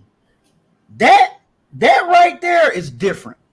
That's a call to violence. Is different. You're inciting violence. You're attacking you are literally asking for a specific group of people to be hurt. That is bad. That's all Trump can do. That is what you need to be counseled for. Like, that is some real, that's like not just emotional, like that's just more immoral and all the other and everything else. But because you said what he said, like, he still think that way. And just to let you know, I mean, the baby is affiliated. So you ain't really going to hurt his pockets. Them little shows, I promise you ain't. Because he got a network, a whole network. How you think he got to where he was? By self-promoting. The hood will rise and support him. You ain't got to worry about that. So really, who did you counsel? You ain't counsel nobody. Well, there's one thing I disagree with. You do have the right to challenge other people's thoughts. That's the problem with cancel culture, is that they're not allowing people to challenge people's thoughts. They're trying to stop that. They're trying to say, no, this is the way to think, and you can't challenge how I think. I'm going to force you to think the way that I do. And you have the right to say, no, the baby, what you said was wrong, and he has a right to counter, and you guys can go back and forth as much as you want. Exactly. The issue with cancel culture is that conversation is being stopped. Completely. It's like, you either agree with me, you ride with me 100%. Well said, Chris. Or not.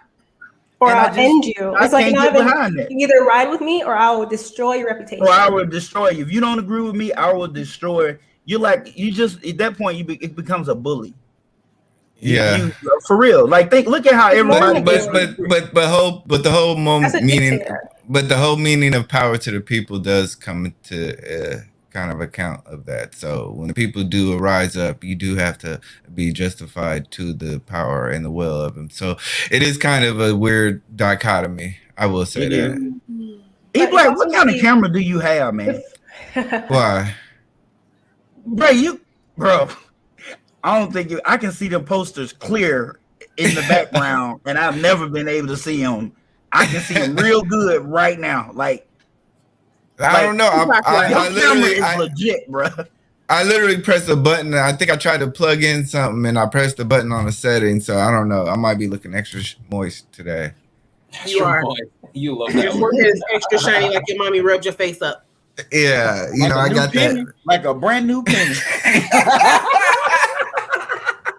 Awesome. Guys, I really appreciate everyone being here. I really appreciate all of you being here. Do we have any other questions, ladies to the gentlemen, gentlemen to the ladies? Any more questions to the panel before we close out? Sam, do you really hate capitalism? See, no, stop. Look, you were saying something earlier. I was about to say something. I was like, no, I'm not. I'm gonna hold my tongue. And then you said that. See, I do. I gotta go. I like socialism more than I do capitalism. Woo! But you're benefiting off of capitalism right now, aren't you? I like socialism a lot better. But you're benefiting off of capitalism, aren't you? Technically, it's social I democracy. benefited off of both. What do you mean? How am I benefiting? What do you mean? Are Explain. you a solo? Are you an LLC? Mm-hmm. Right, correct. And I could be an LLC in a socialist society. I could be I can own my own business in a socialist society. Yeah, to answer your question, Chris, I don't. I mean, obviously, there's no way that I could truly say that I gotta look that up. Capitalism, like, because obviously, us in an American society, like, we are benefiting off of it because we're living, like we're working jobs that give us a living wage, which flourish on like the capitalist structure. But at the same time, like, if you look, there's like a very small percentage of people that have a large mass of that wealth that isn't going back into society. So that's just like a whole nother like thing that we could get into later, but that's just one of the issues that I have an issue with as far as capitalism is the people at the top that benefit so much more than the people at the bottom. And that's whenever it gets into socialist ideas like why doesn't everyone get more money? Why doesn't everyone get more of this? And like obviously like the people at the top are going to be like, well, you didn't work hard enough for it. You didn't make the right investments, shit like that. But at the same time, like in order to move forward, Yeah, you looked it up, didn't you? What? We're gonna be here for like 2 hours. Trust me, this is not an easy topic. It's not easy. It's not easy. It's definitely something that it's a lot to unpack, but I'm just trying to summarize it into like 2 sentences or whatever. But yeah, at the same time, fuck, I lost my train of thought.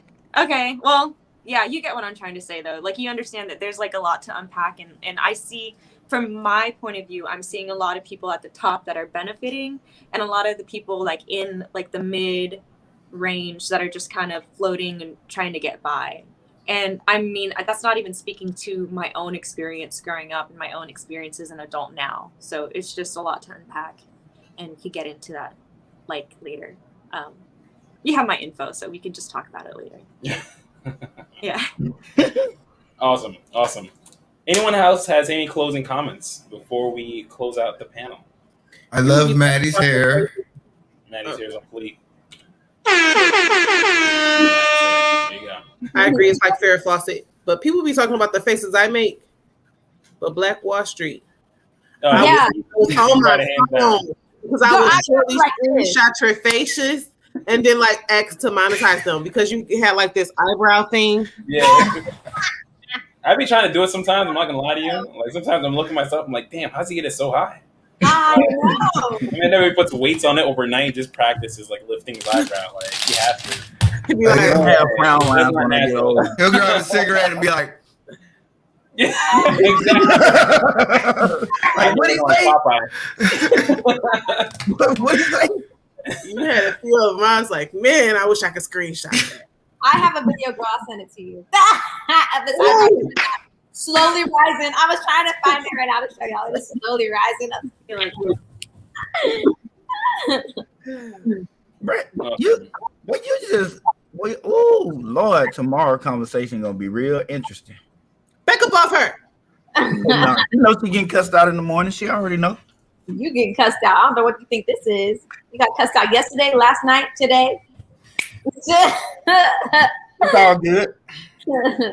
On that note, So y'all booed up or something? we are gonna we're gonna say goodnight. We're gonna say goodnight and end the show off on that. All right. So Danielle. Hello. You can follow me on, where can you follow me? Instagram, Fly Nurse Mom Wife. Facebook, Danielle, you gotta want to be great, Malone, because you gotta want to be great. Doesn't just happen. And I'm about to have some content on my YouTube page, A Sip of D. So yeah, you check it out. Hey, you can John. find me at Black Wall Street Trading LLC, or you can find me on Instagram at John Cornelius 8770, and I'm also on TikTok, same username.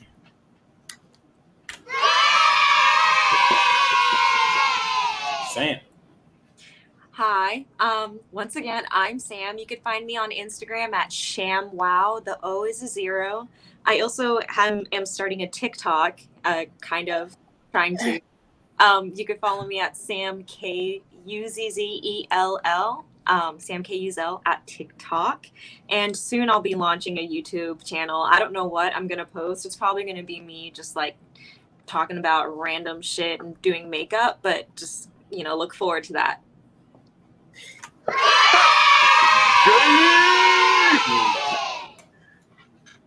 Chris. For some reason, you're still muted. Is that better? Thanks for having me again, Clement. Well, you can find me on Instagram at The Blooming Ebony and on YouTube, The Blooming Ebony. I had a video that came out a couple days ago. I forgot what it was called. Oh, shoot. It was a good one. It was a good one. I can't remember it, though. It was like, was the success worth the loneliness? We're talking Yeah, that about... was a good one.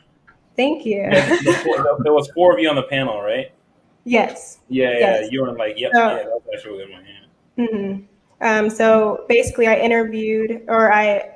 sort of interviewed 2 married women and a husband, and we talked about whether or not women wait too long to get married because of their need to pursue their careers. And so if you're interested in talking about femininity, growth, accountability, that would be a good place for you to stop.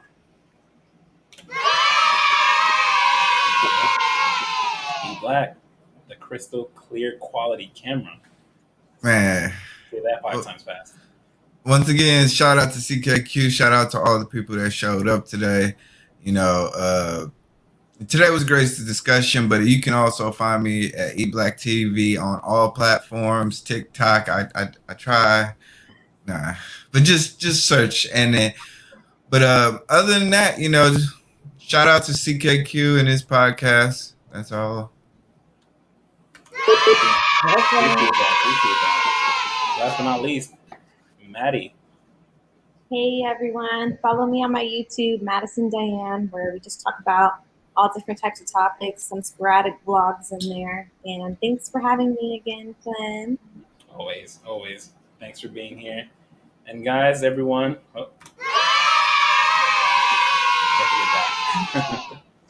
Guys, thank you everyone for coming out. You have all been amazing. Forgot to throw some of these in there, but hey, it's okay. Learn. But on that note, I'm gonna call it